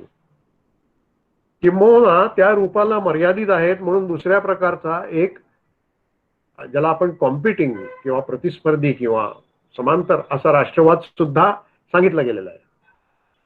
म्हणजे अगदी थोडक्यात सांगायचं तर अभिजन राष्ट्रवाद, बहुजन राष्ट्रवाद अशी मांडणी होते. बहुजन केंद्री, बहुजन लक्षी राष्ट्रवाद, ब्राह्मणी राष्ट्रवाद, सत्यशोधक राष्ट्रवाद, हे शब्दप्रयोग आपण ऐकतो.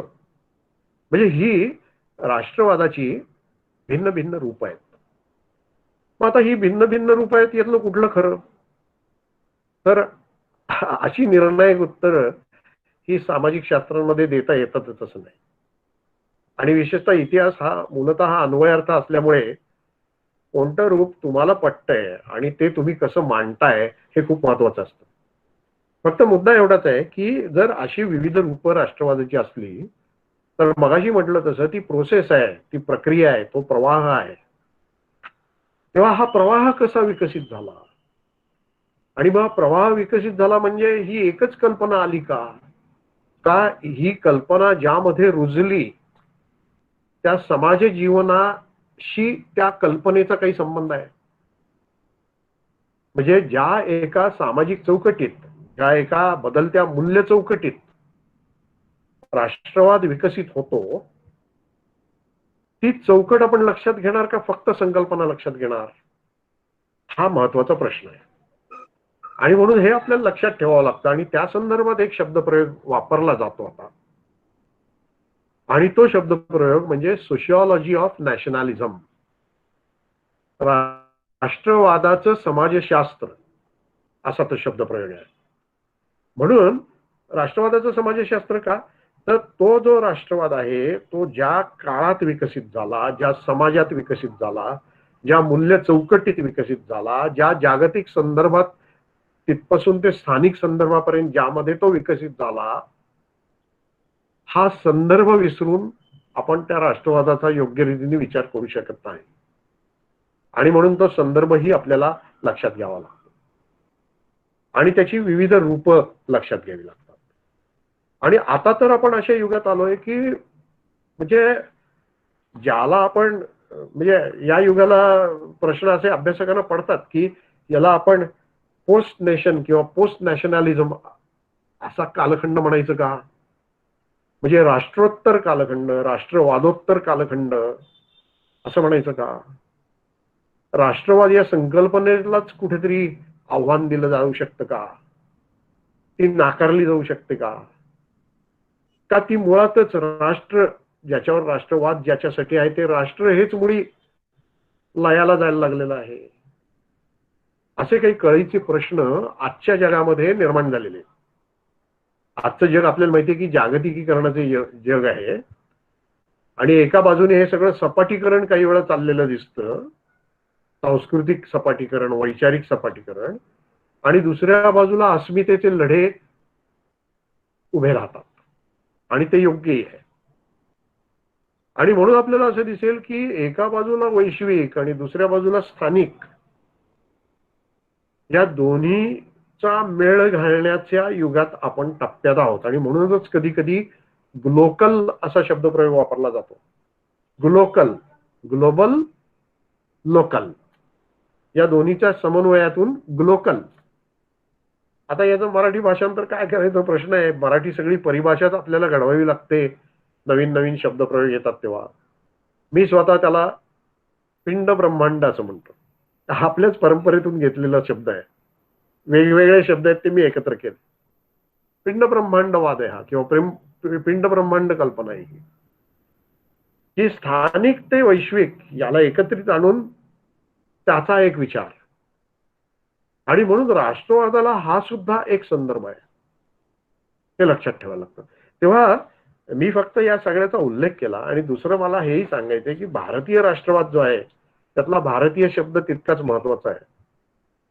की आपला राष्ट्रवाद हा इतरांपेक्षा कोणत्या अर्थाने वेगळा आहे, कसा वेगळा आहे, त्याची घडण प्रक्रिया कशी वेगळी आहे, त्याची रूपं कशी वेगळी आहेत, त्याचे प्रादेशिक आविष्कार कसे घडलेले आहेत, हे सगळं आपल्याला लक्षात घ्यायला लागतं. तो केवळ ब्रिटिश साम्राज्यवादाची प्रतिक्रिया या स्वरूपात उदयाला आला का काही प्रमाणात प्रतिसादही देत उदयाला आला, याचाही आपल्याला विचार करावा लागतो. त्याची काही मूलभूत जी वैशिष्ट्ये आहेत, म्हणजे एक तर अँटी कॉलोनियल ज्याला म्हणतात, तो वसाहतवाद विरोधी असा राष्ट्रवाद आहे. पॅन इंडियन आहे, म्हणजे सर्व भारताला, सकल भारत समाविष्ट करून घेणारा तो राष्ट्रवाद आहे. आणि म्हणूनच तो राष्ट्रवाद आहे. पण त्याच्या जोडीला महत्वाची गोष्ट अशी, कारण काय आहे, फॅसिस्ट म्हणजे मुसोलिनीच्या फॅसिस्ट इटलीमध्ये सुद्धा तीव्र असा राष्ट्रवाद होता, फॅसिस्ट राष्ट्रवाद. भारतीय राष्ट्रवाद हा त्या प्रकारचा नाही. भारतीय राष्ट्रवाद हा मूलतः डेमोक्रॅटिक, सेक्युलर, सिव्हिल लिबर्टेरियन, जे लोकशाही, धर्मनिरपेक्ष, नागरी स्वातंत्र्याला महत्व देणारा असा एक राष्ट्रवाद होता. हे त्याचं फार महत्वाचं असं वैशिष्ट्य आहे. आणि आता काय झालंय हा वेगळ्या चर्चेचा मान मी त्यात जाऊ इच्छित नाही. म्हणजे काही वेगवेगळी रूपं आपण पाहतो, काही वेळा अतिरेकी रूपही आपल्याला दिसतं राष्ट्रवादाचं आज. परंतु स्वातंत्र्य चळवळीच्या काळामधला भारतीय राष्ट्रवाद जो आहे, तो राष्ट्रवाद हा ज्याला जिंगोइस्टिक आणि झेनोफोबिक म्हणतात, म्हणजे युद्धखोर आणि परद्वेषी राष्ट्रवाद असा नव्हता. आणि हे मी अधोरेखित करू इच्छितो, कारण तो वारसा आजही अधोरेखित करण्याची गरज आहे. युद्धखोर नाही आणि परद्वेषी नाही. आणि म्हणून तुम्ही बघा की विवेकानंद तिकडे शिकागोला धर्म परिषदेत भाषण देताना माझ्या अमेरिकन बंद भगिनींनो, लोकमान्य टिळक इंग्लंडमध्ये जातात चिरोल खटला लढण्यासाठी, त्यावेळेला तिथल्या कामगार चळवळीशी संवाद आणि तिथल्या त्या लेबर पार्टीला, त्याच्या निवडणूक निधीला कामगारांचं हित डोळ्यासमोर ठेवून ते 2000 पाऊंड्सची देणगी देत आहेत. म्हणजे लढतायत ब्रिटिशांविरुद्ध, एकीकडे चिरोल खटला लढायला गेलेत, पण तिथल्या कामगार वर्गाशी त्यांचा संवाद आहे आणि त्याच्याशी एक प्रकारचं मैत्र आहे. गांधीजींचं तर तुम्हाला माहिती आहे, भगतसिंग माहिती आहेत. या सगळ्यांनी ब्रिटिशांचा द्वेष नाही मांडला, ब्रिटिश शासनाविरुद्ध लढला, ब्रिटिशांच्या साम्राज्यवादाविरुद्धचा लढा मांडला. त्यामुळे ही जी काही भारतीय राष्ट्रवादाची एक उदार चौकट होती, त्या चौकटीचं स्मरण आज आपण ठेवलं पाहिजे.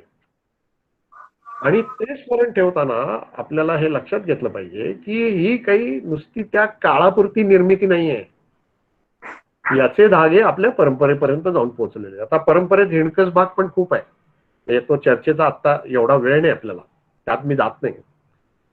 पण लक्षात घ्या की आपण जे म्हणतो की विविधतेतली एकता, तर हे भारताचं वैशिष्ट्य जे आहे ते अन्यत्र आहेच असं नाही. युरोपातली राष्ट्र आपल्या पुढे टिचभर आहेत, एक भाषिक, एक धर्मी, एवढी अशी ती राष्ट्र आहेत. तेव्हा त्यांना या विविधतेची जी एक समृद्धी आहे ती त्यांना नाहीये, ती समृद्धी भारताला आहे. आणि म्हणून काही वेळेला या राष्ट्रवादाचे प्रादेशिक आविष्कार आहेत, पण हे जे प्रादेशिक आविष्कार आहेत मी नेहमी त्याचं वर्णन करण्यासाठी म्हणतो की काय माहिती काय, फुलाच्या गुच्छासारखा आहे. तो जो गुच्छ असतो त्याचं एकत्रित म्हणून एक सौंदर्य असतं, पण त्याच वेळेस दुसरंही लक्षात ठेवायला लागतं की त्यातलं एक एक सुटं फूल पण फार सुंदर असतं. आणि म्हणून विविधतेतली एकता आणि एकतेतली विविधता या दोन्हीचं भान आपण ठेवलं पाहिजे. ते ठेवलं तरच आपला राष्ट्रवाद समृद्ध राहू शकतो. म्हणजे आमच्या सगळ्या राष्ट्राचं मिळून असं आहे म्हणून आम्ही एका ठिकाणचं कुठलं तरी दाबून टाकू, ही आपल्या राष्ट्रवादाची कल्पना नाहीये. सर्वांना बरोबर घेऊन जाणारा आणि सगळ्यांच्या मूलभूत वैशिष्ट्यांच्या विषयी आदर बाळगणारा असं राष्ट्रवाद आहे, अशी आपल्या काही नेत्यांनी केलेली मांडणी आहे. आणि म्हणून ही जी सांस्कृतिक समृद्धी आहे, ही जी सांस्कृतिक विविधता आहे, तिचा फार मोठा आधार हा आपला राष्ट्रवाद जेव्हा विकसित होत होता तेव्हा त्याला मिळालेला आहे. आता या पायावरनं मी लोकमान्य टिळकांकडे जातो, कारण लोकमान्य टिळक जो राष्ट्रवाद सांगत होते तो राष्ट्रवाद या प्रकारचा होता. आणि बरेच वेळा दुर्दैवाने असं होतं की लोकमान्यांच्या राष्ट्रवादाचा विचार आपण फक्त राजकीयच आणि करतो, किंवा लोकमान्यांनी जे स्वातंत्र्य लढ्याला जे योगदान दिलं तेही आपण फक्त राजकीय अंगाने पाहतो. म्हणजे काय, तर स्वातंत्र्य चळवळीला जहाल वळण दिलं, चूक काही नाही, अगदी बरोबर आहे, फार मोठं योगदान आहे. स्वातंत्र्य चळवळीला जहाल वळण दिलं, आंदोलनात्मक मार्गाला महत्व दिलं, कारण त्याशिवाय ब्रिटिशांकडनं त्या मागण्या पूर्ण होणार नाही ते असं त्यांना वाटत होतं. नेमस्थानचा अर्ज विनंत्यांचा मार्ग ते आपण शाळेपासून शिकलेलो असतो. आणि स्वराज्य हा माझा जन्मसिद्ध हक्क आहे आणि तो मी मिळवणार, अत्यंत स्फूर्तिदायक घोषणा त्यांची होती. एवढ्या चक्रात आपण लोकमान्यांचं कर्तृत्व, राजकीय आणि राष्ट्रवादी याचा विचार करतो. माझं म्हणणं असं आहे की आपल्याला याच्या पलीकडे जावं लागेल. आणि याच्या पलीकडे जर जायचं असेल तर मुळातच ब्रिटिशांचं नेमकं आव्हान काय होतं आणि भारतीयांची प्रतिक्रिया काय होती याचा अधिक सम्यक पद्धतीने आपल्याला विचार करावा लागेल. म्हणजे काय, तर जेव्हा एक देश दुसरा देश जिंकून घेतो, दुसऱ्या देशाला जिंकून घेतो, तेव्हा उघडच आहे की ते लष्करी बळाच्या जोरावर जिंकून घेतं. ते एक राजकीय आक्रमण असतं, राज्य संस्थेमध्ये बदल होत असतात वगैरे. तेव्हा ही तर गोष्ट मान्यच आहे की ब्रिटिशांचं आक्रमण हे राजकीय आक्रमण होतं, यात कोणतीच शंका नाही. परंतु त्याच्या जोडीने हे आपल्याला लक्षात ठेवावं लागतं की ब्रिटिश साम्राज्यवाद जो आहे तो निव्वळ राजकीय नाही, ते तितकंच आर्थिक आव्हान होतं. कारण त्याला संदर्भ जो आहे तो इंग्लंड मधली आधी व्यापारी क्रांती आणि मग औद्योगिक क्रांती याचा आहे. आणि त्याने निर्माण केलेल्या गरजातून जी एक जागतिक पातळीवर शोषक व्यवस्था निर्माण व्हायला लागली, त्या शोषक व्यवस्थेचा संदर्भ आहे. त्यामुळे ते तितकंच आर्थिक आव्हान आहे आणि त्याच्या जोडीला ते तितकंच सांस्कृतिक पण आव्हान आहे. म्हणजे कल्चरल हेजिमनी हा जो शब्दप्रयोग वापरला जातो, सांस्कृतिक धुरीणत्व. ब्रिटिशांनी काय केलंय, नुसतं राज्य नाही केलं, अहो त्यांनी आपला इतिहास लिहिला. तुम्हाला माहितीये की इतिहासाचं शास्त्र हे आपल्याकडे त्यांनी प्राधान्याने आणलं आहे. त्यांची देणगी आहे, नाही असं नाही. आपल्या भाषा शिकले, आपल्या भाषांचा अभ्यास केला, लिपीचा अभ्यास केला, व्याकरण तयार केली, छपाई केली, भाषांतर केली, काय नाही केलं. परंतु हे सगळं कशासाठी, हे काही ते आपला उद्धार करण्यासाठी वगैरे, म्हणजे त्यांनी भाषा ती वापरली असेल, व्हाईट मॅन्स बर्डन वगैरे सगळं बोलले असतील ते, पण याच्या पाठीमागे एक विलक्षण स्वार्थ आहे त्यांचा. म्हणून बर्नार्ड कोननी जे म्हटलंय, बर्नार्ड कोनचे 2 उल्लेख मी इथे करतो. अँथ्रोपॉलॉजिस्ट किंवा मानवशास्त्रज्ञ आहे तो. बर्नार्ड कोननी एक फार चांगला शब्द प्रयोग वापरलाय की the conquest of India was the epistemological conquest. म्हणजे काय, तर भारतावरचा ब्रिटिशांचा विजय हा ज्ञानशास्त्रीय विजय होता. हे एक त्याचं विधान. दुसरं, बर्नार्ड कोनचा एक फार सुंदर निबंध आहे. ज्यांनी माझी भाषणं ऐकलीत त्यांच्यापैकी काहींना ते माहिती असेल, मी बरेच वेळा त्याचा उल्लेख करतो, आवर्जून करतो. त्याचं नुसतं शीर्षकच असं आहे की command of language and language of command. म्हणजे त्यांनी भारतीय भाषांवर प्रभुत्व मिळवलं, पण हे प्रभुत्व का होतं, तर प्रभुत्वाची भाषा निर्माण करण्यासाठी होतं. आणि हीच परिभाषा वापरून असं आपण म्हणू शकू की भारतीय इतिहास ते शिकले, भारतीय इतिहास त्यांनी संशोधिला, त्यांनी लिहिला, पण हे इतिहासावरचं प्रभुत्व हे प्रभुत्वाचा इतिहास निर्माण करण्यासाठीच होतं. म्हणजे प्रत्येक बाबतीत दिसेल. शैक्षणिक धोरण घ्या तुम्ही, मेकॉलेचं सगळं विधान तुम्हाला माहिती असेल. अँग्लिसायझेशन, आंग्लीकरण करणं, भारतीयांची मनं इंग्रजी वळणाची बनवणं, हे त्यांच्या शैक्षणिक धोरणाचं प्रधान उद्दिष्ट. आणि म्हणून काय असतं की कुठल्याही देशामध्ये, कुठल्याही समाजामध्ये जो सत्ताधारी वर्ग असतो, तो भले परकीय असो वा स्थानिक असो, एतद्देशीय असो, सत्ताधारी वर्गाची सत्ता टिकते कशी, ती 2 मार्गाने टिकते. एक जो आहे तो सक्तीचा मार्ग असतो किंवा दंडशक्तीचा मार्ग असतो, कोअर्शन. आणि दुसरा मार्ग संमतीचा मार्ग असतो, कन्सेंट. आता ही संमती काय आपसुक मिळते का, तर नाही. मग काय करतात, तर कुठलाही सत्ताधारी वर्ग ही त्याची जी मूल्य असतात, त्याचे जे विचार असतात, त्याची जी तत्व असतात, त्याची जी संस्कृती असते, त्याचं एक जाळं विविध गोष्टींच्या द्वारे लोकमानसावर पसरवतो, जेणेकरून लोकांना असं वाटायला लागतं की अरे हीच उच्च तत्व, हीच उदात्त मूल्य, हेच खरे महत्वाचे विचार. आणि मग त्या सत्ताधारी वर्गाच्या सत्तेला जनतेकडून एक, ज्याला आपण लेजिटिमसी म्हणतो, अधिमान्यता मिळायला लागते. हा खेळ ब्रिटिशांनी इथे केला. आणि हा जो खेळ ब्रिटिशांनी केला त्यातून त्यांचं जे सांस्कृतिक धुरीणत्व निर्माण झालं, त्या विरुद्धचा लढा पुकारणं हे अत्यंत गरजेचं होतं. म्हणून भारतीय राष्ट्रवाद जो जागा होतो ना, आपण काय करतो शाळेत कॉलेजमध्ये शिकताना काँग्रेसच्या स्थापनेपासून आपल्याला वाटतं की राष्ट्रवाद जागा झाला. असं नाहीये. काँग्रेसची स्थापना हा आरंभ बिंदू नाहीये, ते कल्मिनेशन आहे, ते रूपांतर आहे. खूप आधी राष्ट्रवाद जागा झालाय. आणि आपल्याला आश्चर्य वाटेल 1857च्या आधीच याचे आविष्कार महाराष्ट्रात घडलेत.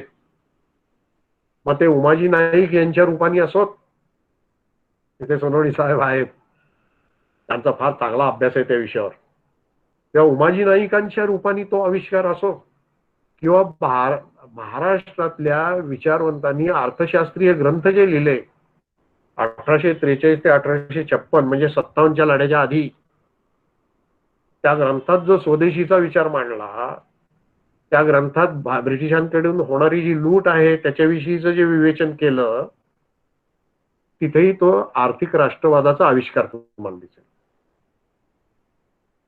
आणि म्हणून मग मला माझ्या एका इंग्रजी लेखाचं शीर्षकच मुळी उमाजी नाईकांविषयीच्या morning star of the revolutionary national movement in India असं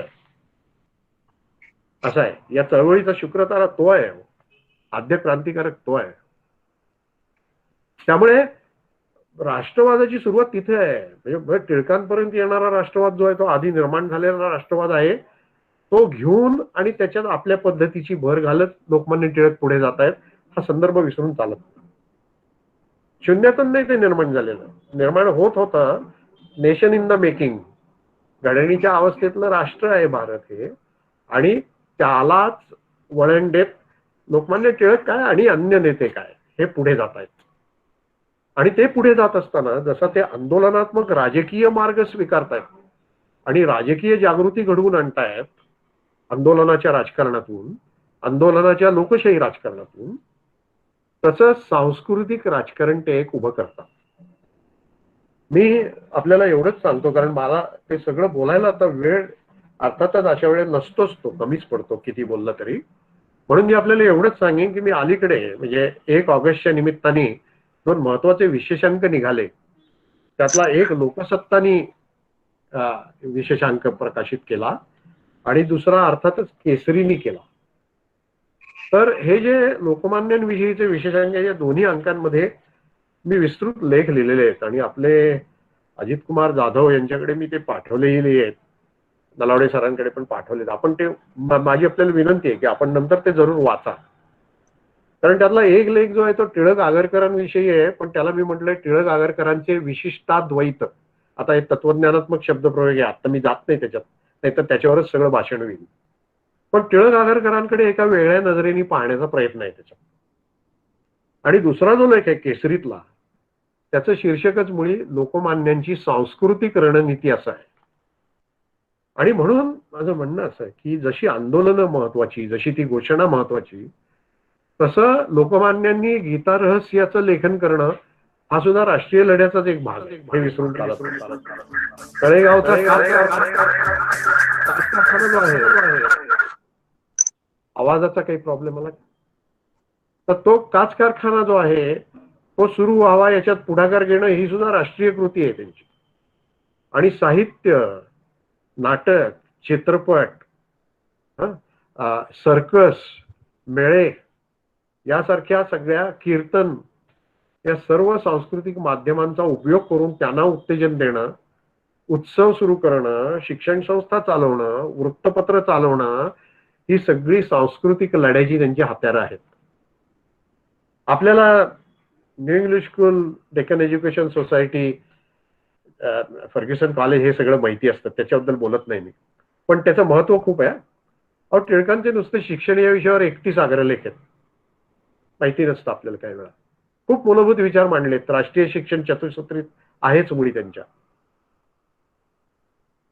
शिक्षण आहे, वृत्तपत्र आहेत, त्याच्यावरही मी बोलत नाही, कारण ते आपण अगदी शाळेत असल्यापासून शिकतो केसरी मराठा बद्दलचं. तर पण लक्षात घ्या, ते वर्णन काय करतायत वृत्तपत्रांचं.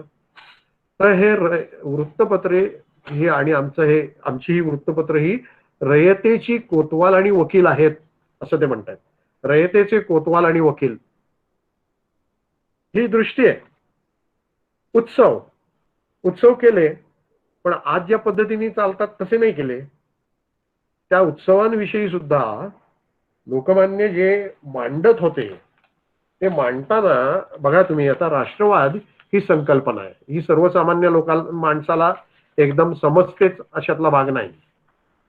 मग टिळक काय म्हणतायत की ते बरोबर तेच म्हणताय ना, एकराष्ट्रीयत्व म्हणजे काही दृश्य पदार्थ नव्हे, ही एक प्रकारची कल्पना असून ती सतत जागरूक ठेवली तरच ती टिकण्याजोगी आहे. आणि यात पुढे ती भर अशी घालतायत, विशेषतः शिवजयंती उत्सवाच्या अनुषंगाने, की राष्ट्रातील महापुरुषांचे स्मरण हे राष्ट्रीयत्व कायम राहण्यास एक चांगले साधन आहे. आणि तुमच्या असं लक्षात येईल की हा शिवजयंती उत्सव जो आहे हा लोकमान्यांमुळे सबंध भारतभर पोचला. बंगालमध्ये त्याला शिवाजी कल्ट असं म्हटलं जातं. एक शिवाजी महाराजांविषयीच्या प्रेमाचं याची एक लाट प्रवाह बंगालमध्ये निर्माण झाली. आपल्याला खूप वेळा कल्पना पण नसते तिची. अहो साधं घ्या तुम्ही की आरसी दत्त, रोमेशचंद्र दत्त, आर्थिक इतिहासकार आपले मोठे, हे आरसी दत्त हे आर्थिक इतिहासकार असतील, पण ते कादंबरीकार पण होते. आणि 1876-78च्या सुमाराला महाराष्ट्र जीवन प्रभात असे त्यांनी मुळात कादंबरी लिहिली ती. आणि त्या कादंबरीचा नायक शिवबा होता. म्हणजे टिळकांचं हे कार्य पोचायच्या आधीच बंगालमध्ये शिवप्रेम निर्माण व्हायला लागलेलं होतं. ते अधिक वाढतं आणि ते जे शिवप्रेम वाढतं ते राष्ट्रवादाला बळकटी आणतं. मग टागोरांसारखे कवी शिवाजी महाराजांवरची काव्य रचतात, जय तू शिवाजी सारखी, किंवा सरकार सेन यांच्यासारखे इतिहासकार मराठ्यांच्या इतिहासाकडे वळतात. हे त्या राष्ट्रवादाचे आविष्कार आहेत मूलतः, हे लक्षात घेतलं पाहिजे. म्हणून हे सगळं तर आहेच, हे तर आपल्याला माहिती आहे. पण मी असं सांगेन, म्हणजे प्रत्येक विषयावर वेगळं लेक्चर देता येईल म्हणून मी ते देत नाही. पण साधं साहित्य घ्या. खाडिलकर, केळकर यासारखे सहकारी त्यांचे मुळी साहित्यिकच आहेत. आपल्याला माहिती नसतं, लोकमान्य टिळक डेक्कन कॉलेजमध्ये शिकत असताना संस्कृत काव्यरचना त्यांनी केल्या. ते असं म्हणत असत की गणितात सुद्धा काव्य आहे आणि काव्यात सुद्धा गणित आहे. टिळकांची अनेक रूपच आपल्याला माहिती नाही. ही आमच्या पुण्यातली महाराष्ट्र साहित्य परिषदेची स्थापना झाली, ज्या साहित्य संमेलनात ती स्थापना झाली, दुसरं साहित्य संमेलन न्यायमूर्ती रानड्यांनी सुरू केलेलं, त्याचा पुढचा टप्पा 1906 साली, त्या स्थापनेच्या प्रसंगी टिळकांचे आशीर्वाद आहेत. कितीतरी आहे. नाटक केसरी सुरू करतात त्यावेळेला केसरीच्या प्रचाराचं पत्रक मुंबईतल्या एका थिएटरमध्ये नाटकाच्या प्रयोगाच्या तिथे जाऊन लोकमान्य टिळक स्वतः वाटतायत. इथपासून ते बालगंधर्वांना ती पदवी देण्यापर्यंत नाट्यकलेला उत्तेजन आहे. आणि खाडिलकरांचं कीचकवत तर आपल्याला माहिती आहे, त्याच्यावर सरकारने बंदी आणली कारण संबंध रूपकात्मक होतं ते. तेव्हा नाटकाला उत्तेजन. लोकमान्य टिळक हे ज्याचे नायक आहेत अशी अनेक नाटकं त्यावेळेला निर्माण होतात आणि त्याच्यावर ब्रिटिश सरकारने बंदी घातलेली आहे. पण हे तर झालंच. पण कीर्तन ही पारंपरिक कला. पण लोकमान्य टिळक असं लिहितात, माझ्याकडे ते सगळं आहे पण मी ते आता वाचून दाखवत बसत नाही. ते म्हणतात की नव्या ग्रॅज्युएटांनी या कलेकडे लक्ष द्यायला पाहिजे आणि सामाजिक आणि राजकीय विषय यात मांडले पाहिजेत. आणि म्हणून स्वदेशीच्या प्रचारासाठी कीर्तनं केली जायला लागली पुढे. आणि खरं म्हणजे ते आधी पण केलं होतं सार्वजनिक काकांनी पुण्यात, तेव्हाच 19व्या शतकात. आणि ते त्यांचं कार्य पुढे आपल्या अग्रलेखामधून लोकमान्य टिळक मांडतायत. तेव्हा हे सगळं सर्कसचे छत्रे आणि देवल जे आहेत ना, टिळकांचे त्यांच्याशी खूप जवळचे संबंध आहेत. किंबहुना छत्र्यांच्या आमंत्रणावरून कलकत्ता काँग्रेस नंतर 1899च्या सुमाराला ते ब्रह्मदेशात गेलेले आहेत. आणि छत्र्यांची जी सर्कस आहे या सर्कसच्या माध्यमातून काही क्रांतिकारकांना त्यांनी परदेशी पाठवलंय. डॉक्टर खानकोजे त्या माध्यमातून गेलेत परदेशी. माहिती नसतं बरेच वेळा आपल्याला. देवलांना सर्कस केसरी असा किताब दिलाय आणि 18 साली इंग्लंडहून जेव्हा परत आले आणि पुण्यात त्यांचा सत्कार झाला त्यावेळेला त्या सत्काराची जी मिरवणूक आहे त्याला देवलांच्या सर्कस मधले हत्ती घोडे देवलांनी पाठवले. इतके म्हणजे सर्कसवाल्यांशी आणि कसं आहे आता ती छत्र्यांची सर्कस जाते चीनला, त्याची बातमीपत्र पाठवा म्हणून ती केसरीमध्ये ती बातमीपत्र छापलेली आहेत टिळकांनी. तेव्हा सर्कस असो, कीर्तन असो, मेळ्यातली पदं असो, नाटक असो, सिनेमा. सिनेमा फाळके आपले सिनेमा महर्षी, चित्रपट महर्षी हे पहिला सिनेमा करतात त्याची दखल केसरी घेतोय टिळकांचा. 13 सालची गोष्ट आहे आणि केसरीनी त्यांची फाळकेंची मुलाखत छापलेली आहे आणि पुढे त्यांना आर्थिक विवंचना आहे म्हणून केसरीतर्फे आवाहन करून लोकमान्यांनी जो निधी उभारला त्यातनं दादासाहेब फाळकेंचा एक सिनेमा पुढे तयार होतो. तसंच बाबूराव पेंटर त्यांना सिने केसरी म्हणून लोकमान्यांनी बिरुद बहाल केलेलं आहे आणि सैरंद्री या चित्रपटाच्या तो जो पहिला खेळ आहे त्याला लोकमान्य हजर आहेत 1920 साली. आणि ते असं म्हणतायत तेव्हा की आमची अनेक भाषण आणि लेख याच्यापेक्षा सुद्धा ही जी तुमची चित्रपट कला आहे ही खऱ्या अर्थाने लोकांपर्यंत जाऊ शकते आणि प्रभावी ठरू शकते. त्यामुळे चित्रपटाची ही नवी कला ही राष्ट्रीय कला आहे. ती म्हणून अशी उदाहरणं सांगावी की अत्यंत जाणीवपूर्वक या सर्व सांस्कृतिक माध्यमांचा वापर करून जनजागृती त्याने केलेली आहे. विविध जातीचे, विविध जमातीचे लोक एकत्र यावेत उत्सवाच्या कामी, हे केलेलं आहे.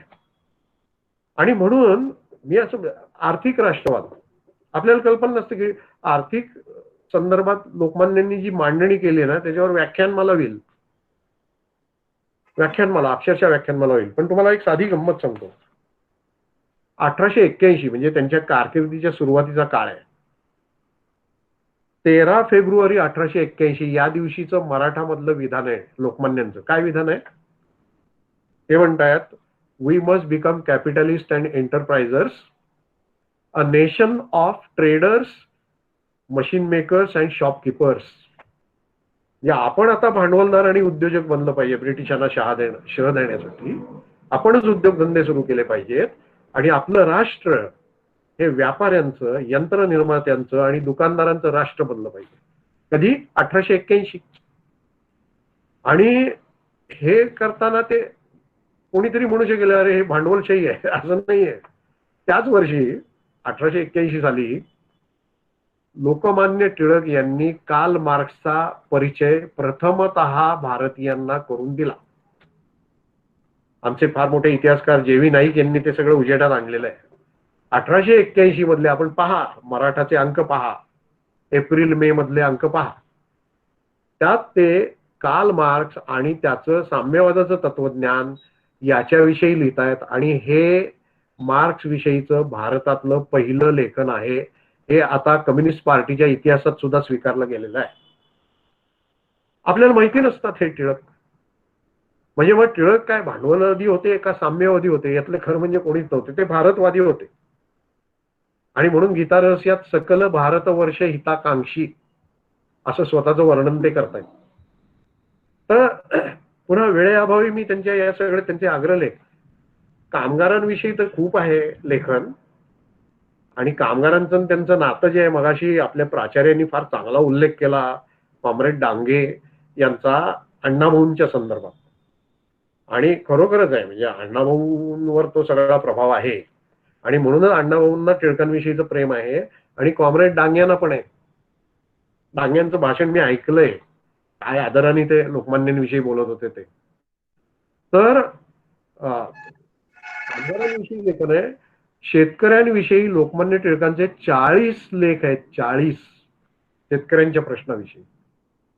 कितीतरी उदाहरणं मी देऊ शकतो तुम्हाला, पण त्याच्यात खोलात जात नाही. पहिली औद्योगिक परिषदेचं पहिलं अधिवेशन पुण्यातलं त्यांनी भरवलं 1891 साली. तळेगावचा काच कारखाना आहे, त्यांनी स्वतः एका गिरणीत पैसे गुंतवले, कितीतरी आहे. आणि दादाभाई नौरोजींची सर्वश्रेष्ठ कामगिरी काय असेल, 1906चा अग्रलेख आहे त्यांचा. त्या अग्रलेखात ते सांगतात की त्यांची सर्वात महत्वाची कामगिरी म्हणजे त्यांची ड्रेन थिअरी. आता त्याला आपण जे म्हणतो द्रव्य शोषणाचा सिद्धांत किंवा आर्थिक निस्सारणाचा सिद्धांत, त्याला लोकमान्यांचा शब्दप्रयोग आमच्या संपत्तीची पावडे ओढ असा शब्दप्रयोग आहे. 6 सालचा अग्रलेख आहे तो. त्यामुळे किती पद्धतीने म्हणजे आर्थिक राष्ट्रवाद मांडतायत, सांस्कृतिक राष्ट्रवाद मांडतायत. आणि गीता रहस्य हा केवळ धार्मिक ग्रंथ नाही. मला एक गंमत दाखवतो. ते पुस्तक बघा, हे जे पुस्तक आहे ना, हे गीता रहस्य आहे. आणि हे केव्हाचं आहे, 1915 सालचं, म्हणजे जेव्हा लिहिलं गेलं. माझी ही स्वतःची प्रत आहे. आता माझ्या जन्माच्या 40 वर्ष आधीची ही प्रत आहे, माझ्याकडे आहे, माझ्या संग्रही आहे. गीता रहस्य जे लिहिलं ते त्यांनी एकतर मराठीत का लिहिलं याच्याबद्दल त्यांनी लिहिलंय की हा लोकांचा ग्रंथ आहे आणि म्हणून त्यांच्याच भाषेत मी लिहितो. आणि कर्मयोगाचा संबंध तत्वज्ञानाचा पाया त्यांनी दिलाय, त्याच्याबद्दल मी बोलत नाही. पण हे लोकांपर्यंत पोचावं याची केवढी ओढ होती. आणि गीता रहस्य त्यांच्या किती डोक्यात होतं. 1872 ते 1915 असा त्यांच्या डोक्यातला गीता रहस्याचा 43 वर्षाचा प्रवास आहे. पहिलं एक तर. दुसरं तुम्हाला असं दिसेल की त्यांना जेव्हा सोडलं मंडालेहून, तेव्हा ती हस्तलिखित गीता रहस्याची वह्या सरकारने ताब्यात ठेवल्या. त्या ज्या वह्या ताब्यात ठेवल्या, त्याचा एक भरूचा म्हणून ट्रान्सलेटर होता, त्याच्याकडनं त्यांनी अहवाल घेतला ब्रिटिश सरकारने की बाबा याच्यात काही धोकादायक नाही आहे ना. आणि मग त्यांनी जेव्हा अहवाल दिला, नाही हे धार्मिक पुस्तक आहे, काय हरकत नाही, त्यावेळेला मग तो भरूचा जो आहे, हे पहा, ही त्याची सही आहे इथे. हे भरूच्याचं कागदपत्र आमच्या नाईक सरांनी छापलंय ते. आणि त्याला लोकमान्य टिळकांची पोच आहे की मला मिळाले त्या माझ्या वया, हे आहे. पण त्यावेळी त्यांचे अनुयायी, हे टिळकांची सही आहे इथे, हे अनुयायी जे आहेत त्यांचे, ते घाबरले की आता जर सरकारने हे परत दिलं नाही तर काय. कारण बघा ना, जवळजवळ 900 पानाचा ग्रंथ आहे, करायचं काय. लोकमान्य शांत, ते म्हणले की काय नाही दिल्या, वह्या सरकारच्या ताब्यात आहेत पण ग्रंथ माझ्या डोक्यात आहे. काय प्रकांड पंडित होतेच ते मुळे. म्हणले 4 महिने सिंहगडावर जाऊन बसेन आणि सगळा ग्रंथ स्मृतीतून पुन्हा लिहून काढीन. म्हणजे हे जे त्यांचं रूप आहे ना, म्हणजे किती तो त्यांच्या मनात वसलेला ग्रंथ. आणि म्हणून प्रकाशित केला तेव्हा ह्या ग्रंथाची किंमत त्यांनी 3 रुपये ठेवली, कारण सामान्य माणसाला तो घेता यावा. आणि 3 महिने लगेच 1-2 आठवड्यात परत संपली ती. म्हणून 3 महिन्यात पुन्हा छापली. हे पहा, गीता रहस्य ते पुनर्मुद्रण, टिळकांचं ते प्रास्ताविक आहे त्याचं. आता त्याच्या गंमत सांगतो की एक गोष्ट दुसरीला कसे ते जोडत जात होते. ते पुनर्मुद्रणाबद्दल ते खाली लिहित आहेत त्या परिचयाच्या शेवटी की 3 प्रेसमध्ये मला हे छापावं लागलं आणि याला कागद मिळत नव्हता, हा ग्रंथ लगेच छापता आला नसता. पण ते जे कागद आहे तो आम्हाला आपल्याकडच्या त्यांनी दिलंय, ते रे पेपर मिलनी आम्हाला मिळवून दिला. पण याच्यावर ते भाष्य काय करतात माहितीये, ते असं म्हणतायत, त्यामुळे आम्ही झटकन 3 महिन्यात ही आवृत्ती छापू शकलो. बघा, आपल्या स्वतःचे उद्योग असले की असा फायदा होतो. म्हणजे तिथेही ते स्वदेशीचं तत्व कसं बिंबवत आहेत हे लक्षात येईल. म्हणून तो नुसता धार्मिक ग्रंथ नाही, किंबहुना ते पाश्चात्यांचा वैचारिक प्रतिवाद गीता रहस्याच्या द्वारे करतायत. आणि म्हणून मी फार खोलात न जाता एवढंच म्हणेन की युटिलिटेरियनिझम किंवा उपयुक्ततावाद जो बेंथॅमचा आहे त्याचा प्रतिवाद करताना, म्हणजे भारतीय विचारवंतांनी न्यायमूर्ती रानडे असोत किंवा तिथपासून टिळकांपर्यंत असोत, तो जो त्याचा सुखवाद आहे, हेडॉनिझम, तो आपण आंधळेपणाने स्वीकारला नाहीये. आणि त्या बाबतीत जॉन स्टुअर्ट मिलनी जे एक नवीन वळण दिलं, सुखवादाची त्यांनी प्रतवारी लावली. कारण असं आहे हो, आपण सुट्टी आहे चला आता लोळत पडू, यातही सुख असतं. डुक्कर कुठेतरी लोळतं, त्यालाही सुख असतं. मग सुख म्हणजे नेमकं कुठलं सुख. आणि म्हणून ते करताना लोकमान्य टिळक, हे पहा, त्याचं पान 115 आहे, इथे खाली तळटीप आहे. या तळटीपेमध्ये ते जॉन स्टुअर्ट मिलला उद्धृत करतायत. आणि ते विधान काय आहे, मी एक 5-10 मिनिटात हे आटोपतो घेतो, कारण हे खूप वेळ चालू शकतं. ते विधान काय आहे बघा आपण. It is better to be a human being dissatisfied than a pig satisfied, and better to be Socrates dissatisfied than a fool satisfied. की एखादा सुखी समाधानी मूर्ख बनण्यापेक्षा एखादा अस्वस्थ तत्वज्ञ बनणं मला आवडेल, आणि एखादा सुखी समाधानी डुक्कर बनण्यापेक्षा एखादा अस्वस्थ असा मनुष्य प्राणी बनणं मला आवडेल. हे जॉन स्टुअर्ट मिल म्हणतोय. त्याला टिळक उद्धृत करतायत, पण तिथे ते थांबत नाहीत, तिथून पुढे जातात ते, आणि ते असं म्हणतात की ते भारतीय परिभाषेत सुखाची प्रतवारी लावतात. ते म्हणतात सात्विक, राजस, तामस अशी 3 प्रकारची सुख असतात, आणि म्हणून ते काय एकत्र आणतायत तर सात्विक सुख आणि सामाजिक सुख हे एकत्र आणतात. तेव्हा भारतीय सुख संकल्पना ही सात्विक आणि सामाजिक अशी एकत्र आणून आणि त्याला कर्मयोगाचा पाया देऊन एक नवी तात्विक मांडणी ते करतायत आणि पाश्चात्यांचा प्रतिवाद करतायत आणि सांस्कृतिक भूमिका युद्ध उभारतायत. म्हणून हे जे आहे ना, वॉर ऑफ पोझिशन, अंतोनियो ग्रामचीचा शब्दप्रयोग, की ज्या शब्दप्रयोगावर आधारित हे बिपिनचंद्रचं पुस्तक आहे, पण आपण नुसतं तेवढंच बघतो बिपिनचंद्र यांनी म्हटले आहे, पण तुम्ही काय म्हणता हे तितकंच महत्वाचं आहे. आणि म्हणून मी तो जो केसरीचा लेख म्हणालो त्याच्यामध्ये मी हे मांडण्याचा प्रयत्न केला आहे की हे सांस्कृतिक भूमिका युद्ध लोकमान्यांनी जी राष्ट्रवादाची उभारणी केली आणि राष्ट्रीय चळवळ त्यातून उभी केली, त्याच्याद्वारे त्यांनी कसं पुढे नेलं याची एक मांडणी करण्याचा हा त्याच्यामध्ये केलेला प्रयत्न आहे. आणि म्हणून मी असं म्हणेन, मला वाटतं माझी वेळ संपत आली, आणि आली असो नसो ते वेळेवर संपलं पाहिजे. पुढच्या वक्त्यांचं ऐकायला नुसते तुम्हीच नाही, मी उत्सुक आहे. म्हणून मी समारोपादाखल 1-2-3 मिनिटात एवढंच म्हणेन. लोकमान्यांवर अनेक कवींनी अनेक काही लिहिलंय, त्याच्यावर आता एक वेगळं पुस्तक आलंय लोकमान्यांविषयीचं, काव्यातून टिळक दर्शन म्हणून स्वप्नील पोरे यांनी एडिट केलेलं. ते पुष्कळ सांगता येईल, त्यात जात नाही मी. पण कवी गोविंद यांनी जी लोकमान्यांची भूपाळी रचलेली होती त्याच्यात त्यांनी ते जे म्हटलं तर आपल्याला माहिती असतील अनेकांना ते उद्गार, की असंख्य तलवारींचे तुझ्या पुढे मुजरे झडतील तुझ पुढे, किंवा मुक्या मनाने किती उधळावे शब्दांचे बुडबुडे, तुझे पवाडे गातील पुढती तोफांचे चौघडे. तर हे जे कवी गोविंदांच्या भूपाळीतल्या तोफा आणि तलवारी आहेत, ह्या खऱ्या तोफा आणि तलवारी असण्यापेक्षा त्या सांस्कृतिक तोफा आणि तलवारी आहेत हे लक्षात घेऊन आपण त्याच्याकडे पाहिलं पाहिजे. आणि लोकमान्यांचा विचार करताना आपण काही प्रश्न विचारले पाहिजेत, की सुरुवातीचे लोकल नेते असतानाचे टिळक पुण्यातले आणि राष्ट्रीय पातळीवरचे विशेषतः मंडालेतून सुटून आल्यानंतरचे टिळक हे एकच आहेत का ती एक उत्क्रांती आहे, हे लक्षात घेतलं पाहिजे. आपल्याला हे लक्षात घ्यावं लागेल की ते त्या अस्पृश्यतेच्या ठरावावर सही करत नाहीत, ही त्यांची मर्यादा आहे. परंतु ईश्वर अस्पृश्यता मानणार असेल तर मी तो ईश्वर मानत नाही हे म्हणणारे पण टिळक आहेत. अकबरोत्सव व्हायला हरकत नाही हे म्हणणारे टिळक आहेत. आणि पाकिस्तान निर्मितीनंतर जिना आपल्या अनुयायांना सांगतात की काही करा, पण कराचीतल्या टिळकांच्या पुतळ्याला धक्का लागता कामा नये. हेही टिळक आहे. त्यामुळे ही जर टिळकांची रूप पाहिली तर आपल्याला एक लोकमान्य टिळकांचं वेगळं दर्शन घडू शकतं.